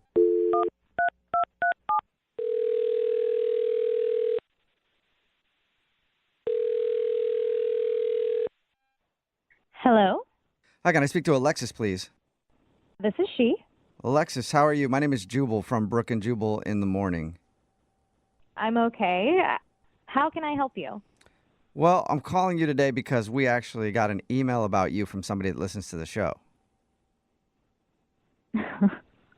Okay. It's a segment we do called the second date update. That's where if you go out on a date with somebody and then end up not calling them back after, they can email us to get you on the phone and find out what went wrong. So how can you help me? You can help me by telling me why you're not calling Daniel back. I don't know how many Daniels you've been out with lately, but I'm talking about one specific Daniel who works at the fair. Yeah. That Daniel. Yeah. It just didn't work. We weren't vibing, you know? Really? That seems pretty simple. Yep. According to him, you were. I mean, like, things are great at the fair. It's kind of dorky to work at the fair, but I get it. Like, times are hard. You got to take the jogs you can take. And, like, it was just, like, when we went back to his place, it was just, like, I don't know, really small and, like, super messy. Yeah, he did tell us he thought maybe you were turned off because his place was messy. He said he also wasn't planning on having somebody over, so. Yeah, but the crazy thing is, like, it was so messy and it's so small, but there's, like, barely any furniture there. What's there? There's a reclining chair, a little, like, card table, and he has a TV. So not enough furniture for you. I mean, I get it. Like, walking into a guy's house when it's super sparse and there's basically cardboard boxes as end tables is sometimes like, oh, man, this is a project. Is that what it felt like? Yeah, and, you know, at first I was like, oh, maybe, like, he's in transition, like, you know, new job or temporary job. Maybe this is a new place. But he's lived there for over a year. Yeah. So basically you walked into his house and his house is what turned you off. Yeah, I mean, we're not, like, in college anymore, you know what I mean? It's not like a barren house where we drink beer and have pizza. It's like, you know. But isn't that what he invited you over to do? Drink beer and have pizza? It wasn't just that. There's just something really weird. Like, there's this one really weird thing about him. Can you tell us what it is? So I noticed amongst his, you know, his chair, his table, and his TV that in the corner there was a dog bed. A dog bed? Oh, cute. He has a dog? You know, you would think he has a dog, but that is, in fact, his bed. What?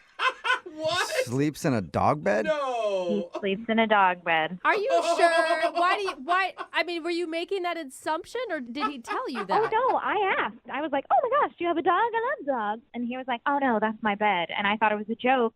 And he went over and he laid down in it. And he's like, join me. It's so nice and soft. I'm like, okay, like, whatever. So, like, yeah, I tried the dog bed, still being like, maybe this is a joke. And then he was, like, dead serious. This is his bed. It's, like, the best sleep he's ever had.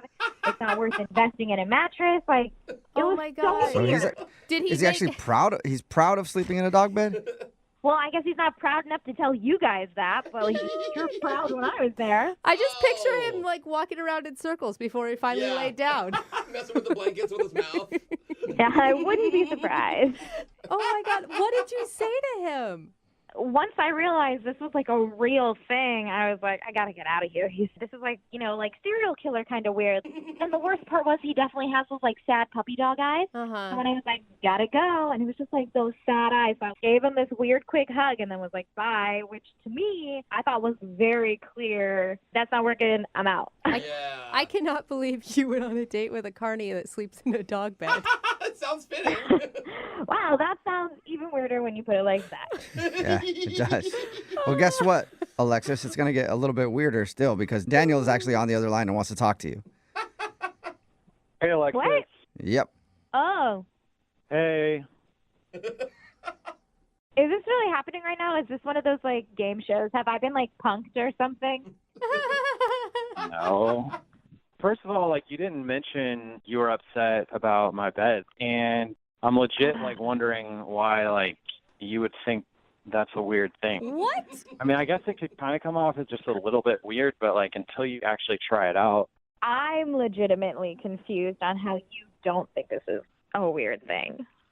Well, I mean, is it normal for people to sleep on mattresses? Yes. Yeah. I think so, yeah. Is that how, like, people have always slept? Have they always slept on mattresses? Really, it's just something keeping you off the ground. I mean, What? Don't be a sheeple and give in to mattresses? Is that what you're trying to say?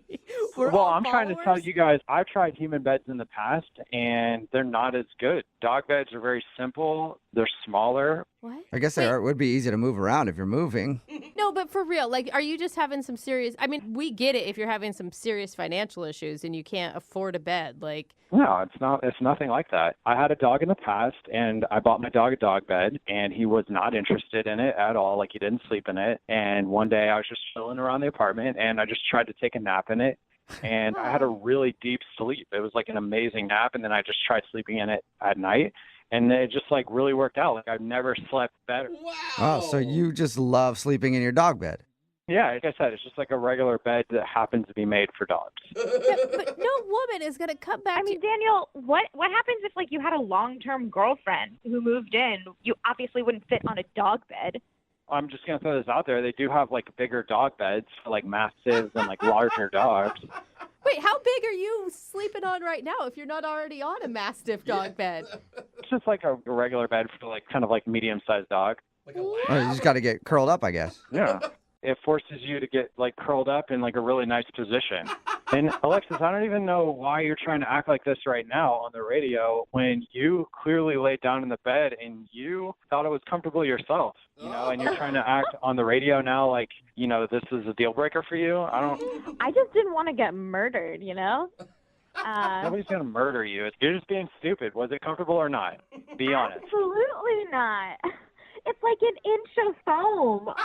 I want a big bed. Like, give me that California king so I have my own space even when someone else is there. Like, you're out of your mind, man. This is not how she was at the apartment. She was not acting this way. I'm with her, dude. If I went back to a dude's house and he's like, yeah, come join me on the dog bed, I would also immediately flash on some sort of serial killer instinct. I'm not going to lie. I would be as nice as I can until I got out of there. I don't think you guys are with the times. Like, I think you need to try other things out. And, like, you guys giving me for sleeping in a dog bed. I think that dog beds it's like a devolving thing, not an evolving thing. Well, whatever you guys think. But at the end of the day, you know, like, I'm sleeping really nice. Like, I think it's a great sleep.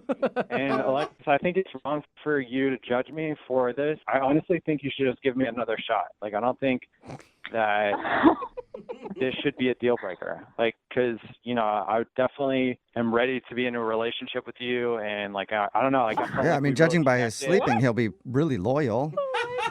Alexis, would you like to go out with Daniel on a second date? We'll pay for it. Absolutely not. Yeah, dude. I think futons are wrong after the age of 25. I think you answered too quickly, and, like, you're not hearing me out. I'm okay with getting a regular bed and just putting my dog bed next to it. Yeah. So there you go, Alexis. Compromise. If you guys were to continue to date for a long time, you could get an actual bed. He'll just put his doggy bed on the side that he sleeps on. We just went on one date and you're already planning to put your weird dog bed onto my bed? Like, that's not going to happen. All right, whatever. Absolutely not going to happen. You know what? Just go find somebody else at the fair. I don't really need you, all right? I'm perfectly comfortable and happy in my own life, and I don't need this judgment. Ouch. Well, That is a hurt Alexis, thank you for your time. Daniel, I'm sorry, no second date. That's all good. Yeah, it's all good. Trust me, dude. There is some woman out there who wants a guy who works at the carnival and sleeps in a dog bed. I'm She's not out going to be there. working at the carnival much longer, guys. Okay, but you're not giving up the dog bed, right? I mean, no, I don't see it in the near future, if I'm being honest. All right, well, there's got to be a woman who wants a dude with a nice dog bed that she can lay next to, all right? If there's anybody listening and they want to get a hold of me, reach out to the radio station. Guys, please give them my number. Sure. Yeah, we'll go from there. All right, we'll get you laid in that dog bed soon enough. For sure. Brooke and Jubal in the morning.